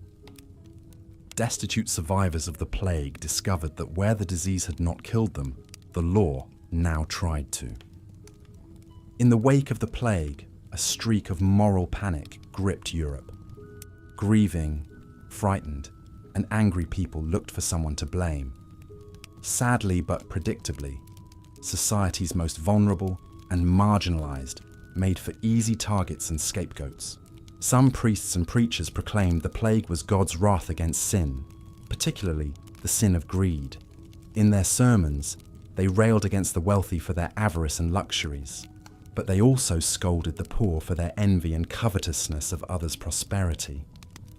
The not-so-subtle message was that the homeless had brought this suffering upon themselves through their own moral failings. Other rabble-rousers spun wild conspiracy theories that the plague was actually the evil work of heretics, witches, or Jews scheming to destroy Christendom. Frighteningly, people slaughtered members of these groups in misguided attempts to halt the pestilence. Once again, the homeless made for easy marks. Their ragged appearance and social isolation left them vulnerable to accusations of witchcraft or heresy.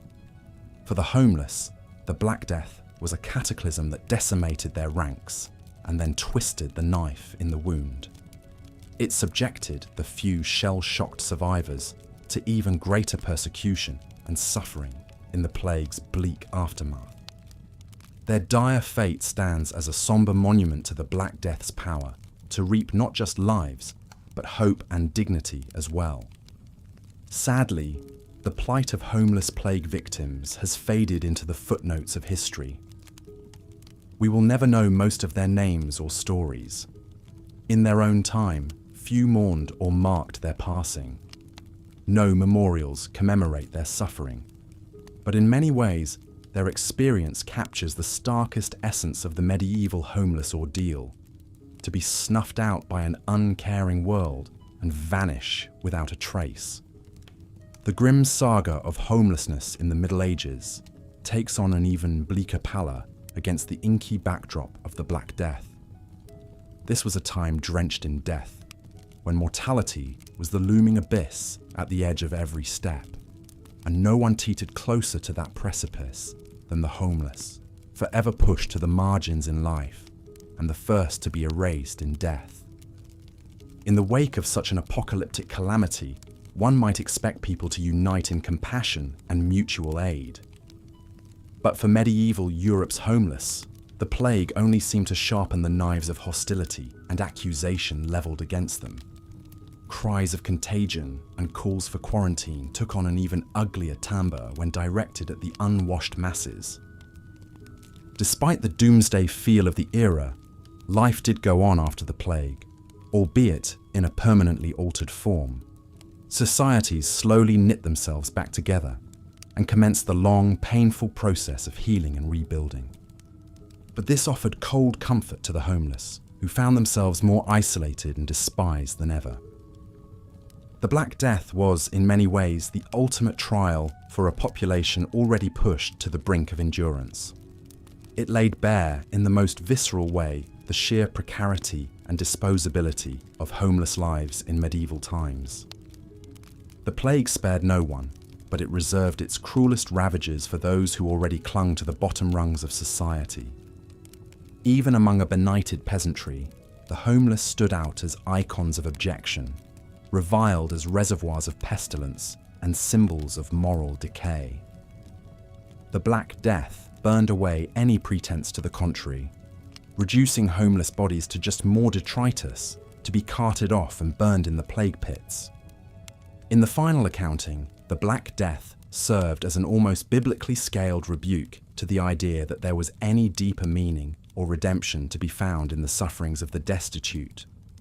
It mocked the notion that poverty could ennoble the soul or bring one closer to God. The plague's indiscriminate scythe laid waste to both wicked and virtuous, revealing the ultimate futility of attempting to square the medieval moral economy. For the homeless especially, the Black Death was simply a bottomless horror, from which no transcendent lessons or higher purpose could be wrung. It was squalor and suffering distilled to its starkest essence, a reminder of the cold, brute savagery churning just beneath the surface of the medieval world's pious veneer. As we gaze back across the gulf of centuries, we might be tempted to console ourselves that such horrors are firmly quarantined to the past. A relic of more barbarous times when superstition reigned and people were powerless in the face of nature's cruelty. But are they really? To this day, the homeless still find themselves shunned as carriers of contagion, whether literal or social. They are still herded into camps and ghettos, out of sight and out of mind. They are still the first to be sacrificed, and the last to be mourned in times of crisis. The language may have changed, but the cruel melody of stigma and dehumanization remains hauntingly familiar. Perhaps this is the deepest cut left by our medieval forebears, not the gory particulars of the plague itself, but the disquieting insights it offers into the human capacity for callousness toward our most vulnerable neighbors. Insights that still echo with eerie resonance down through the ages. In the final reckoning, there may be no tidy moral to wrap up the grim saga of homelessness in the Middle Ages. No soothing homilies or heartening parables to soften history's harsh contours. Only a procession of human anguish that forces us to grapple with some of our species' most uncomfortable truths. And yet, even in this darkest chapter, there are still glimmers of resilience and solidarity, of bonds of compassion that couldn't be broken by the most crushing adversity. Homeless victims of the plague often cared for one another when no one else would, demonstrating a dogged commitment to preserving human dignity in the face of ultimate degradation. So perhaps the deepest legacy left to us by the Black Death's homeless victims is the charge to take up that flickering torch of empathy and carry it forward. To see in their struggles reflections of our own precarity and promise. To recognize that a society is only as healthy as those it relegates to the margins. It is a grim inheritance, to be sure, but one that can spur us to craft a different sort of future. A world where plagues may still strike, but compassion never withers. These forgotten souls have borne mute witness to history's darkest chapters. We owe it to their memory to build something brighter from the ashes of all they endured. As we close this sobering chapter on the intersection of homelessness and plague in the Middle Ages, we are left with more shadows than light. The spectre of the Black Death serves as perhaps the starkest reminder of just how precarious and expendable homeless lives were in this unforgiving era. But in those shadows, we can still discern the faint outlines of our shared humanity, the stubborn flickers of kindness and kinship that even the plague could not fully extinguish. It is a testament to the indomitable human spirit that even in the darkest times, there were still those who fought to preserve a shred of dignity and hope. Ultimately, the tragic saga of medieval homelessness is not just a static tableau of suffering frozen in the distant past. It is a mirror that reflects back to us perennial questions about the kind of society we want to be, about what and who we value. The homeless of the Middle Ages may have been consigned to the margins of history, but their struggles still speak to us across the centuries. They whisper of the perils of allowing fear and prejudice to eclipse our common humanity, of the cost of callousness and the toll of indifference. In the face of such bleak vistas, it is tempting to despair, to throw up our hands at the sheer intractability of human cruelty and the apparent inevitability of history's brutalities. But to do so would be to compound the tragedy and to dishonor the memory of those who fought against all odds to hold on to their humanity. Instead, let us take from this dark chapter a renewed commitment to compassion and justice, to seeing in the struggles of the marginalized echoes of our own vulnerability and common yearnings. The Black Death laid bare the fault lines of medieval society in the most visceral way possible. It is up to us to heed its grim lessons and work to build a world where such suffering is not just mourned, but prevented.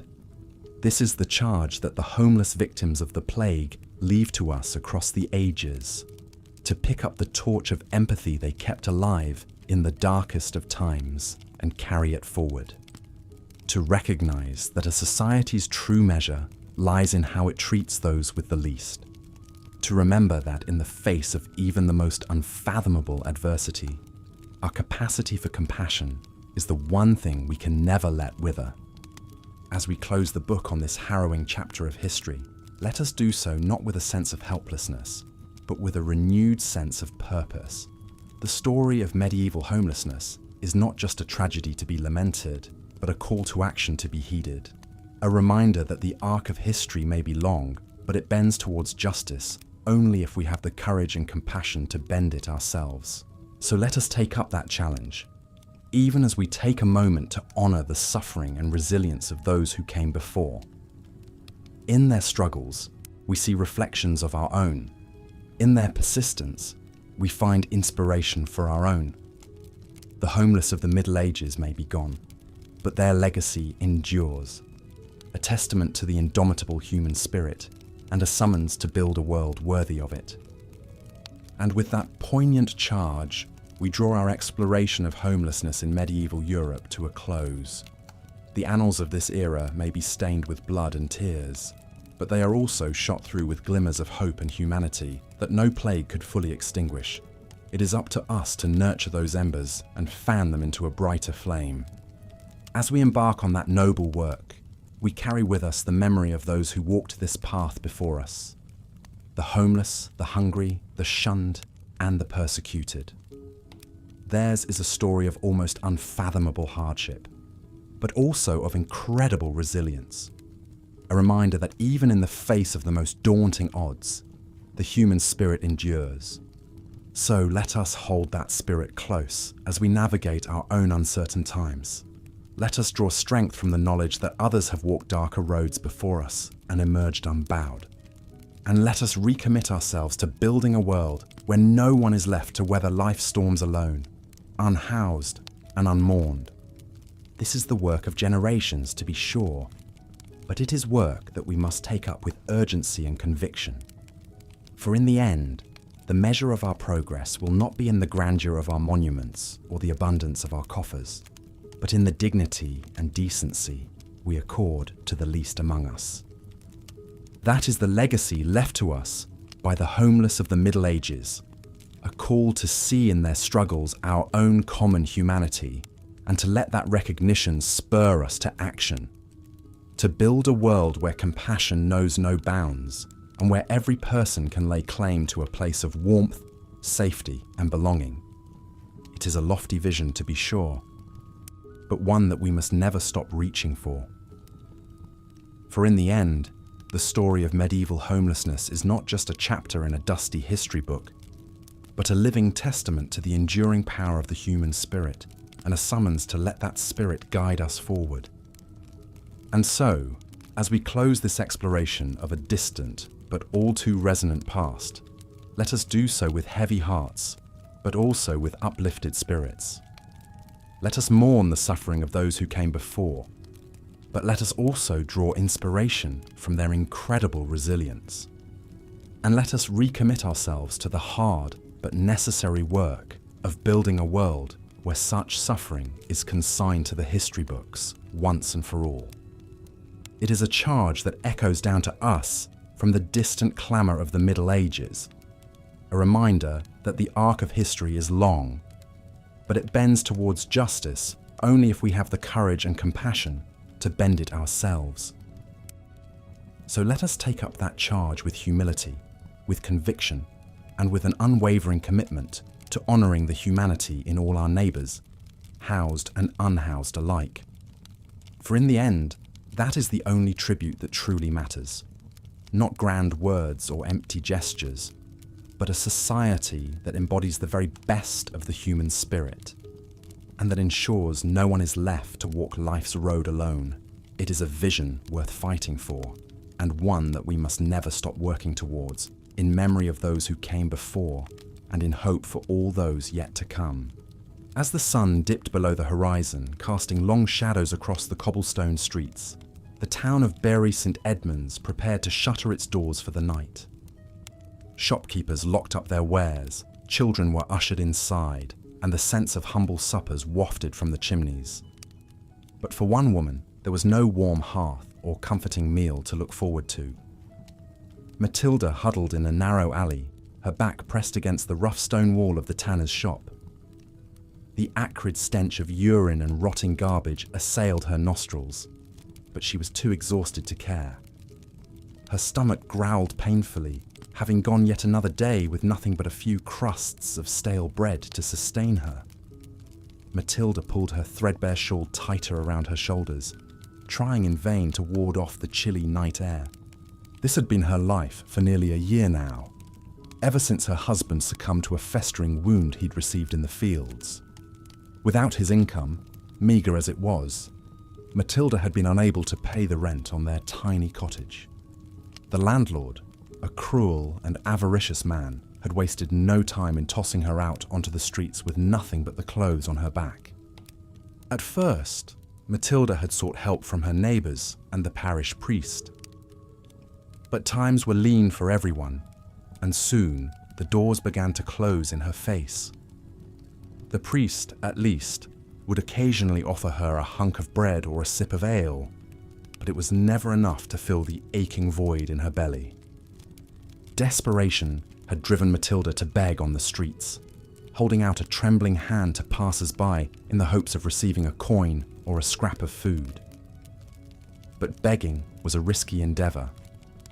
The town authorities took a dim view of vagrants and beggars, seeing them as a blight on the social order. More than once, Matilda had been chased off by a constable brandishing a club and threatening to haul her away to the stocks. As the night wore on and the streets grew quiet, Matilda's mind drifted to happier times. She remembered the warmth of her husband's embrace, the laughter of her children who had not survived infancy, the simple pleasure of a full belly and a roof over her head. Tears streamed down her grimy cheeks as the weight of her misery bore down upon her. Matilda was just one of countless homeless souls adrift in the chaotic sea of medieval society. In an age where the feudal system held sway, the notion of a social safety net was practically non-existent. If a person fell on hard times due to illness, injury, or the loss of a breadwinner, they were largely left to fend for themselves. Estimates suggest that in the 14th century England, as much as half the population lived in poverty. For many, homelessness was a constant spectre lurking on the fringes of their lives. A run of bad luck, a failed harvest, or a prolonged illness could easily push a family over the brink into destitution. The precariousness of medieval life meant that homelessness was a fluid and ever-shifting phenomenon. People might drift in and out of homelessness as their fortunes waxed and waned. A migrant labourer might find himself sleeping rough between harvest seasons, while a journeyman craftsman could be reduced to begging if he failed to find work in a new town. War, too, played a major role in swelling the ranks of the homeless. The 100 Years' War between England and France, which raged across the 14th and 15th centuries, left a trail of devastation in its wake. Marauding armies would often burn and pillage as they moved through the countryside, leaving entire villages destitute and homeless. The Black Death, the infamous plague that swept through Europe in the mid-14th century, also had a profound impact on homelessness. As the disease ravaged communities, wiping out entire families, it left behind a landscape of abandoned homes and orphaned children. Many of these unfortunate souls were forced to take to the roads, becoming itinerant beggars and vagabonds. For medieval people grappling with homelessness, life was a relentless trial. Without a roof over their heads, they were at the mercy of the elements, exposed to biting cold, driving rain, and sweltering heat. Makeshift shelters of sticks and straw offered little protection against the harshness of the seasons. One of the greatest challenges for homeless people was simply finding a place to lay their head at night. In larger towns and cities, they might seek out quiet corners in churchyards or graveyards, bedding down amidst the tombstones. Others would construct crude lean-tos against the walls of buildings, using whatever materials they could scavenge. But such improvised shelters were often far from safe havens. Homeless encampments were seen as dens of criminality and vice by medieval authorities, who would periodically order them to be cleared out and burned to the ground. The inhabitants would be left to flee with whatever meagre possessions they could carry, forced to start anew elsewhere. Even when homeless people were able to find a relatively secure place to sleep, their slumber was often anything but restful. The constant threat of violence, theft, and harassment meant that many slept with one eye open, ready to bolt at the first sign of trouble. The close quarters and unsanitary conditions of homeless encampments also created a perfect breeding ground for disease, which could spread like wildfire through the vulnerable population. Despite the many hardships they faced, medieval homeless people showed remarkable resilience and ingenuity in their quest for shelter. In the English town of Norwich, records from the 14th century describe a homeless community that constructed a makeshift village on the outskirts of town, using salvaged materials to build huts and shacks. The inhabitants of this ramshackle settlement, known as the Borough of Huts, pooled their resources and skills to create a semblance of a functioning community. Some worked as labourers or craftsmen in town during the day, while others foraged for food or tended small garden plots. At night, they would gather around communal fires to share meals and stories. But even this tenuous haven was not to last. As the town of Norwich grew and prospered, the land occupied by the Borough of Huts became increasingly valuable. In 1349, the town authorities ordered the settlement to be demolished, citing concerns about crime and public health.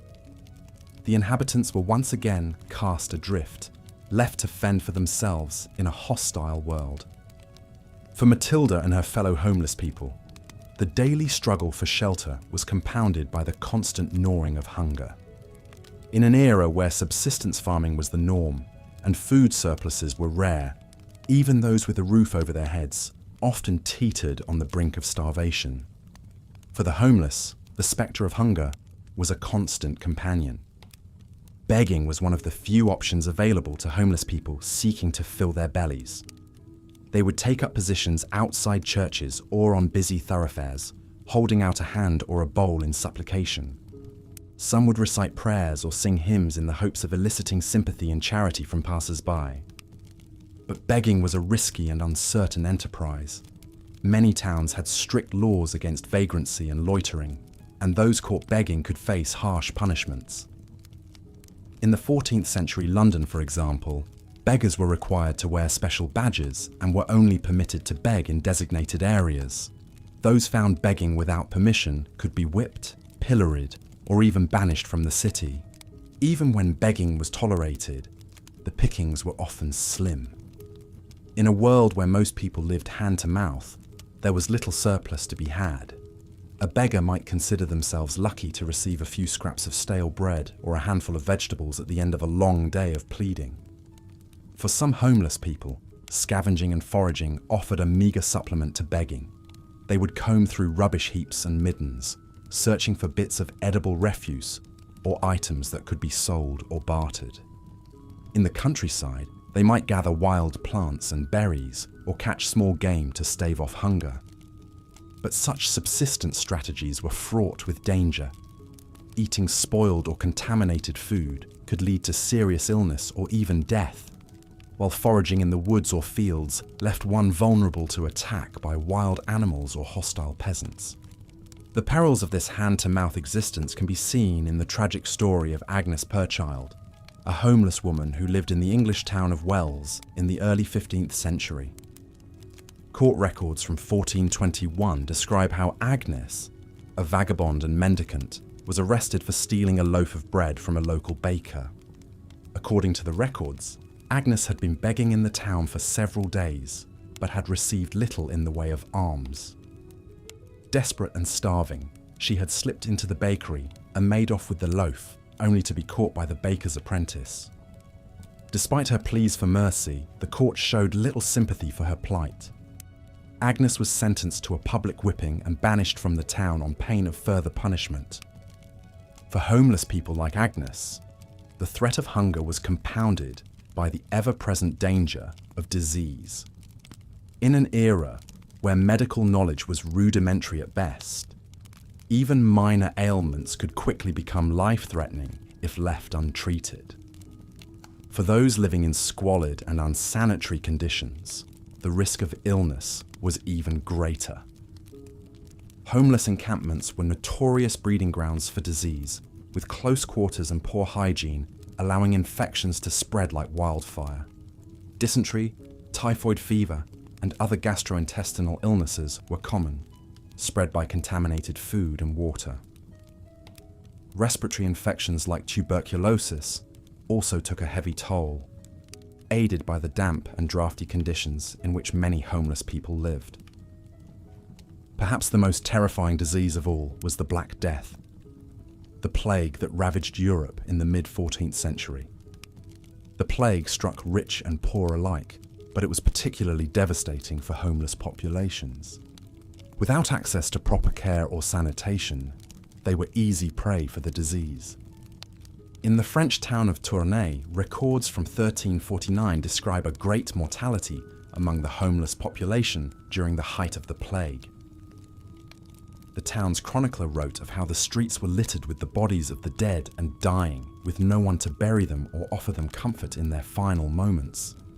One of the most poignant stories to emerge from this dark time is that of a homeless man known only as John. According to the chronicler, John had once been a prosperous merchant, but had lost everything in a series of bad investments. Reduced to begging on the streets, he had been taken in by a group of fellow homeless people who sheltered in an abandoned church on the outskirts of town. When the plague struck, it swept through the makeshift community like a scythe, felling young and old alike. John, who was already weakened by hunger and exposure, succumbed quickly to the disease. In his final moments, he was tended to by a kind-hearted priest who had braved the danger to offer what comfort he could to the dying. As John breathed his last, the priest recorded his final words: "I have lived a life of misery and despair, but in death I have found the mercy of God." It was a poignant epitaph for a man whose life had been defined by hardship and suffering, but who had found a measure of peace in his final moments. For those homeless people who were lucky enough to survive disease and starvation, there was still the constant spectre of violence and persecution.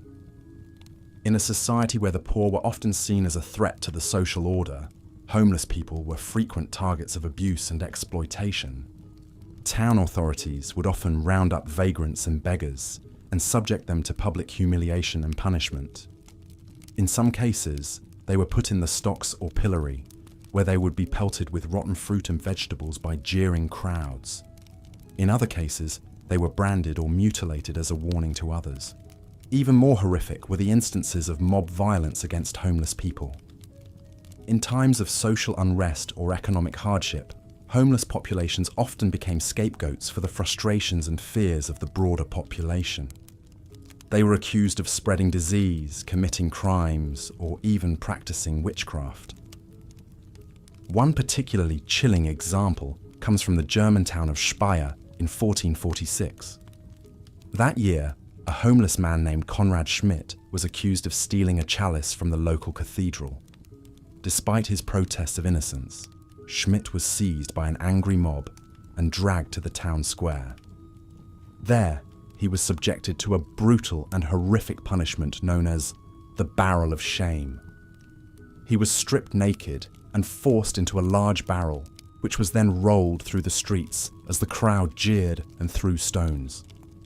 The barrel was eventually brought to the banks of the Rhine River, where Schmidt was thrown in and left to drown.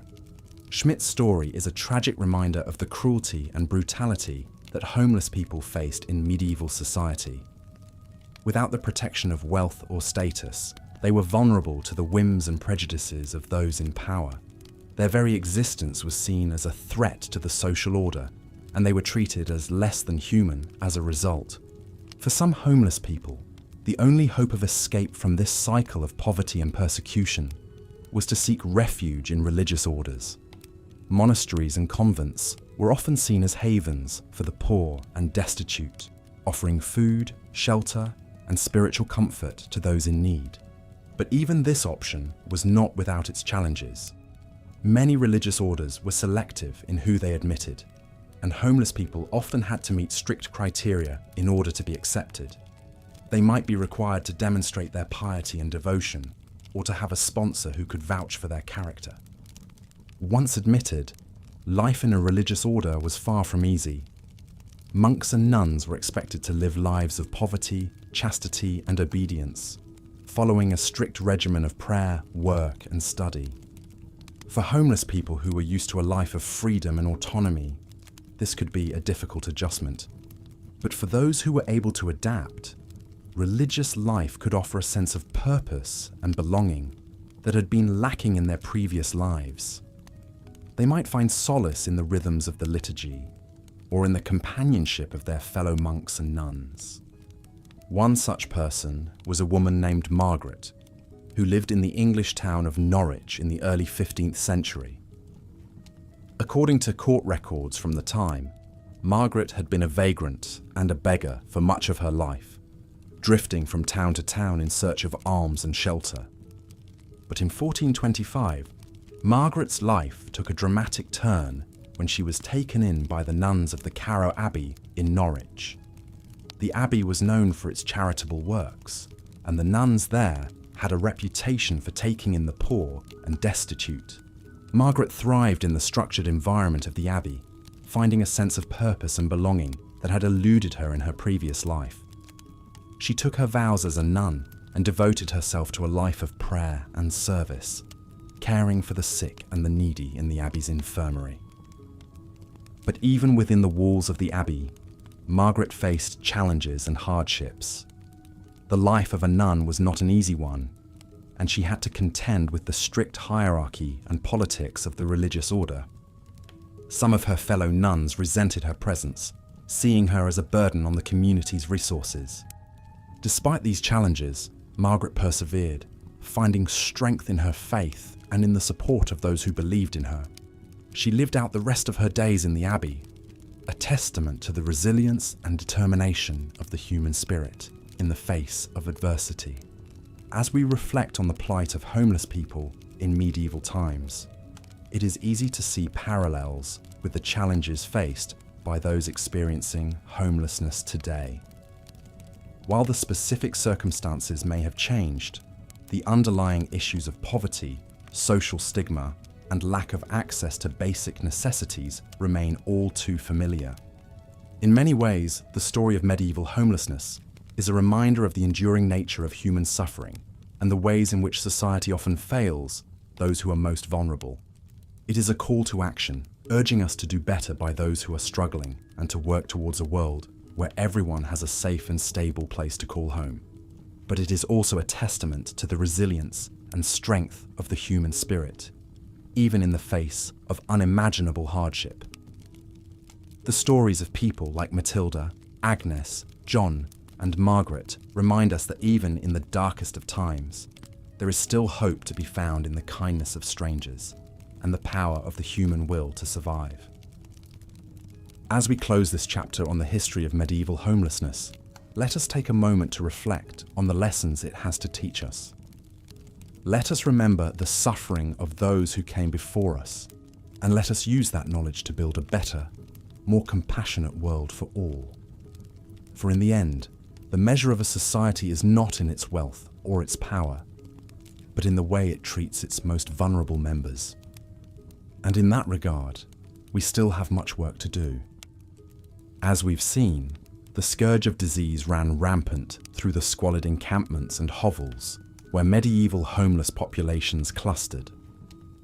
Poor sanitation, malnutrition, exposure to the elements, and crowded, unsanitary living conditions all combined into a perfect storm that left the homeless vulnerable to a grim litany of illnesses and infections that spread like wildfire.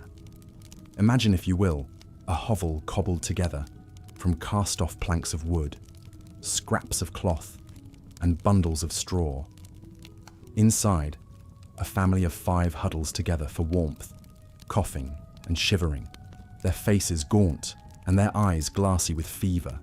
The father's leg oozes pus from an infected cut that stubbornly refuses to heal.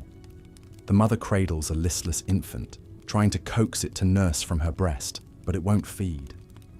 The other children lie still, too weak to cry, their breathing laboured and raspy. This is the face of disease among the homeless, a spectre always lurking at the door. One of the most horrific and notorious diseases to stalk the medieval world was the Black Death, the bubonic plague.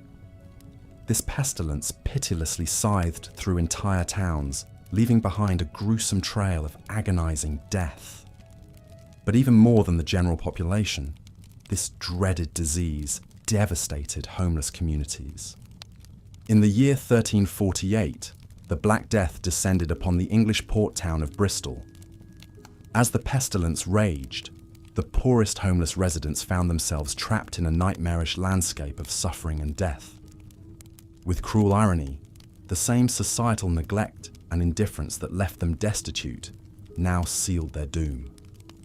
On the outskirts of Bristol, in a ramshackle camp along the River Avon, a community of homeless families and beggars struggled to survive even in the best of times. But as the plague infiltrated their ranks, it tore through the camp like hellfire. One by one, people fell ill, their bodies ravaged by fever, their lymph nodes swelling into grotesque buboes, and their skin blackening with the trademark necrosis of the plague.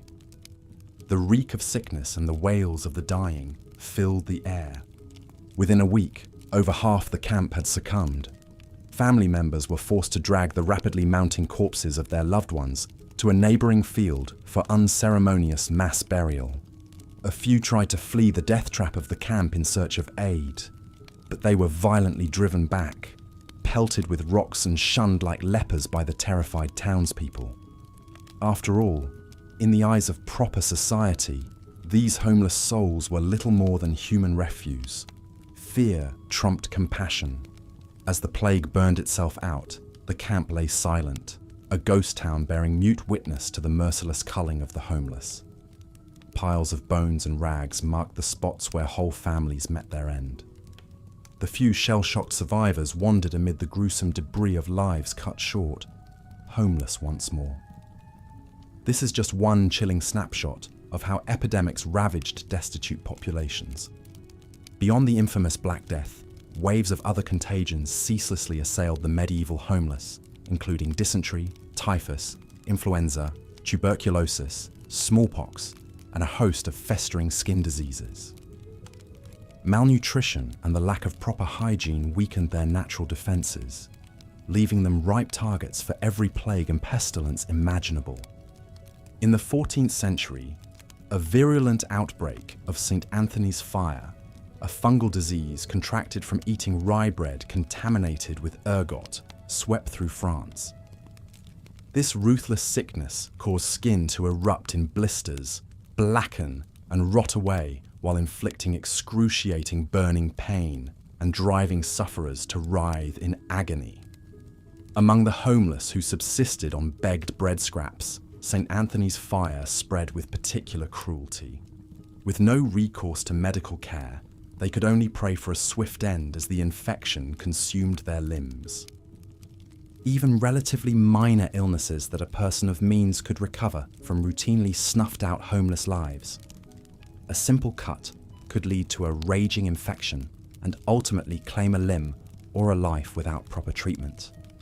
A bout of food poisoning from tainted arms could fatally sap the strength of an already frail homeless person.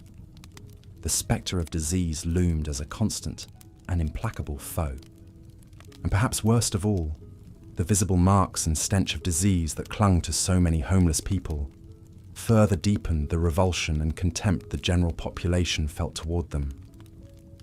They were vilified as unclean, their maladies taken as outward manifestations of inner corruption and deficiency. The sight of a hacking, pustule-covered beggar was enough to make most cross to the other side of the street. This stigma left the homeless shunned, despised, and cast out all the more harshly from society. A wicked catch-22 that ensured their continued suffering.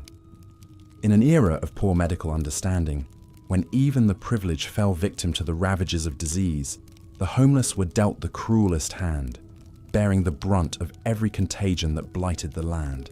For them, illness was just one more wretched complication in the daily struggle to survive, an ever-present threat waiting to drag them to an unmarked pauper's grave.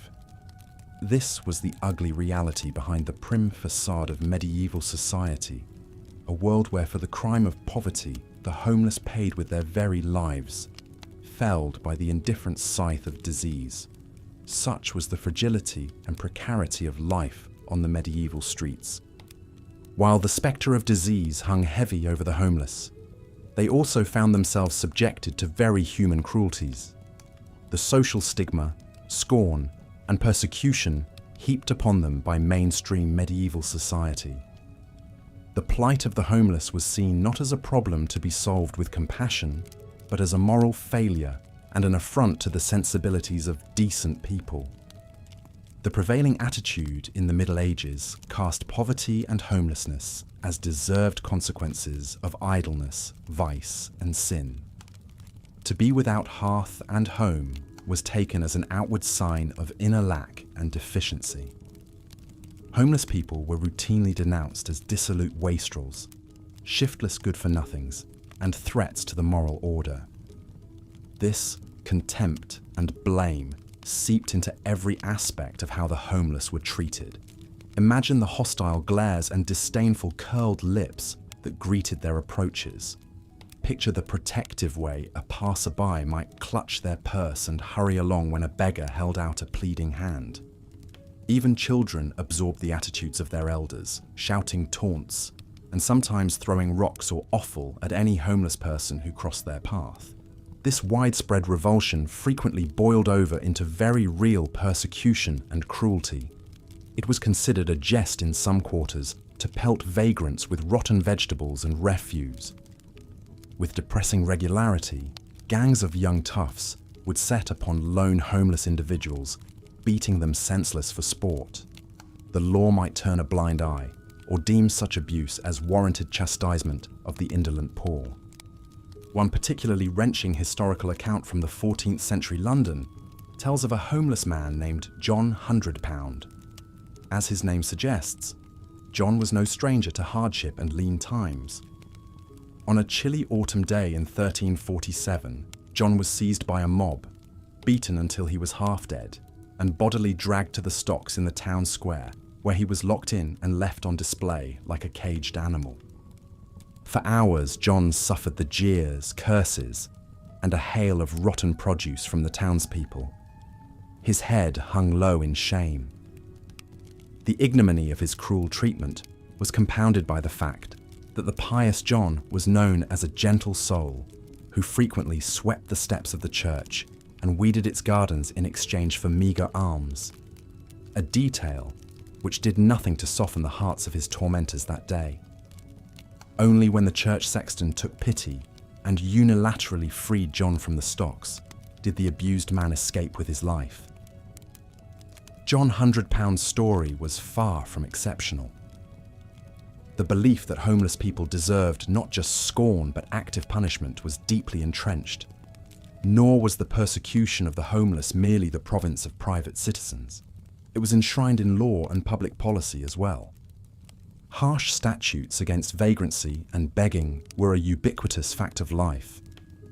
In 1349, King Edward III of England passed the Ordinance of Labourers, which outlawed giving alms to able-bodied vagrants and required them to accept any work offered, no matter how menial the labour or meagre the pay, under penalty of imprisonment. Similar poor laws throughout Europe criminalised homelessness in substance, if not in name. Towns and cities would regularly organise beggar raids to round up and expel their homeless population, driving them out with clubs and whips like so much human chaff.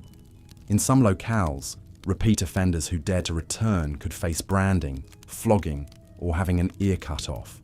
The perverse irony of punishing people for the crime of having nowhere else to go was utterly lost on the powers that be. This pattern of stigma and persecution only perpetuated the cycle of homelessness. Pushed to the margins, denied access to gainful labour, deprived of alms, and with no resources to better their lot, the homeless had little chance of clawing their way to self-sufficiency. The more ragged and wretched they appeared, the deeper the disgust and hostility they evoked, and the further their prospects of a lifeline diminished. It was a bitter closed loop. Of course, not every homeless person suffered abuse to the same degree. Much depended on an individual's particular circumstances. Homeless women and children generally evoked more sympathy, but that sympathy was always tempered with suspicion about their moral character. Elderly beggars or those with visible disabilities were less likely to be denounced as indolent, and thus had more success garnering alms. But no homeless person was ever entirely free from the taint of social stigma. In a world without a meaningful social safety net, where poverty was deemed a personal failing and undesirables could be driven off and discarded at will, homelessness itself was seen as a kind of social leprosy, a mark of shame and otherness. For those who bore that mark, abuse and indignity were never far away. The clouds of judgment and ostracism that swirled around the homeless made their material hardships all the more bitter and daunting to bear. The message was clear. In the eyes of society, they were despised outcasts, their presence an affront, their needs a nuisance, their suffering warranted. It's hard to imagine a crueler twist of the knife for those already wounded by fate and circumstance.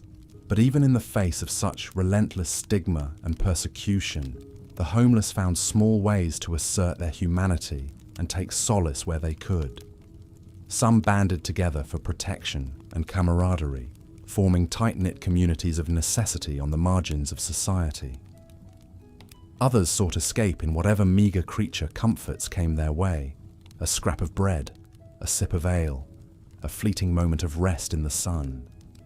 And some, as we'll explore next, sought refuge of another kind, the promise of a higher purpose and a roof over their heads within the walls of religious orders. For in a world so hostile to their very existence, the call of a cloistered life, even with all its rigours and restrictions, beckoned as a port in the storm for those weary of being tossed upon fortune's cruel waves. But as we'll see, even this hope of haven was not always what it seemed.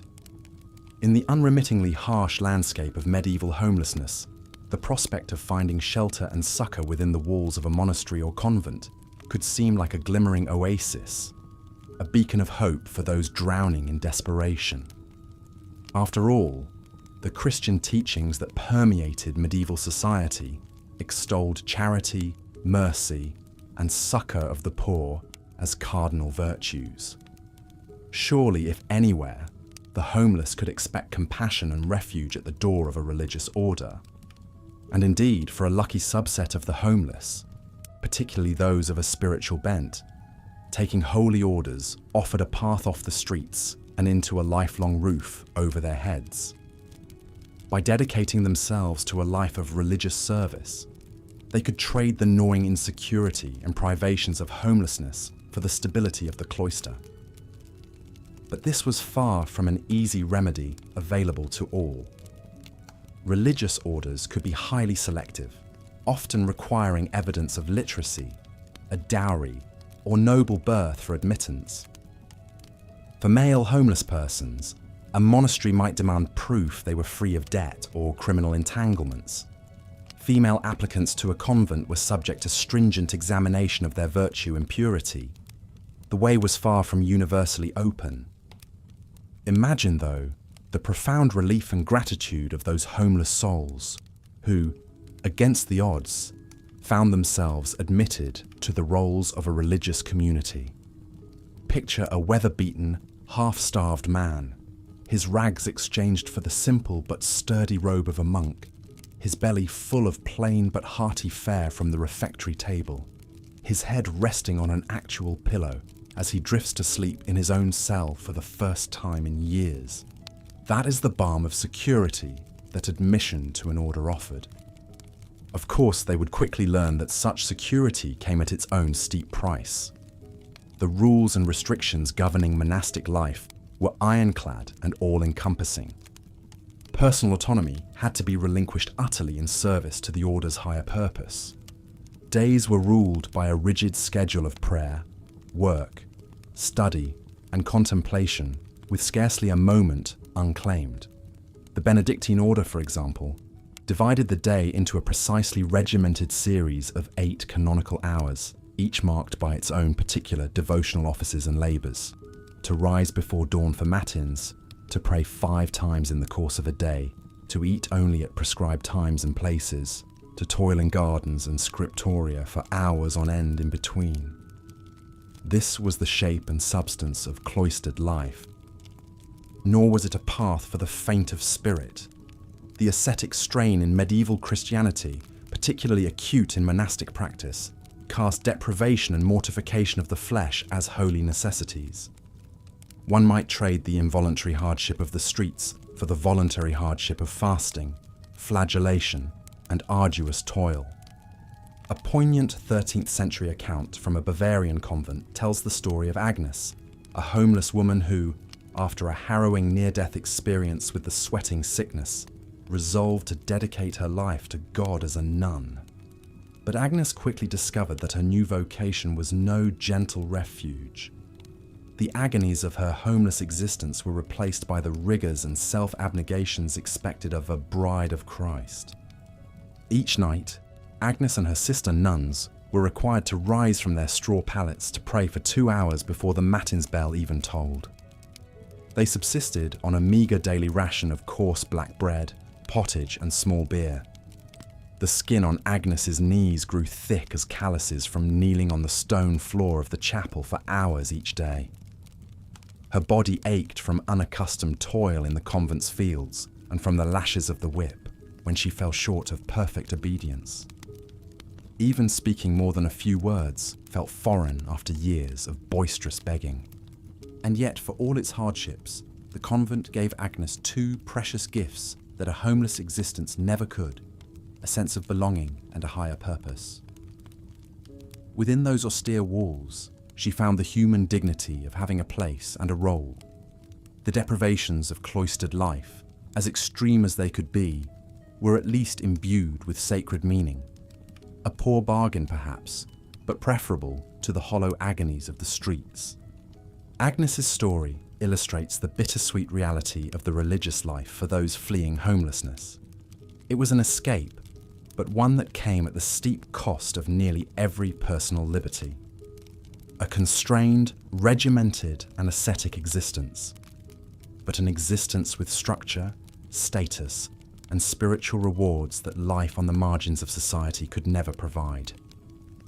Of course, not every homeless person who sought succor with a religious order found their way to a permanent vocation. For most, the church was a source of more transient charity. Monasteries, convents, and local parishes were key players in the patchwork of almsgiving, that could mean the difference between sustenance and starvation. On the steps of a cathedral, one might find a queue of the destitute waiting for the monks to distribute bread, pottage, and pennies, a custom known as the dole.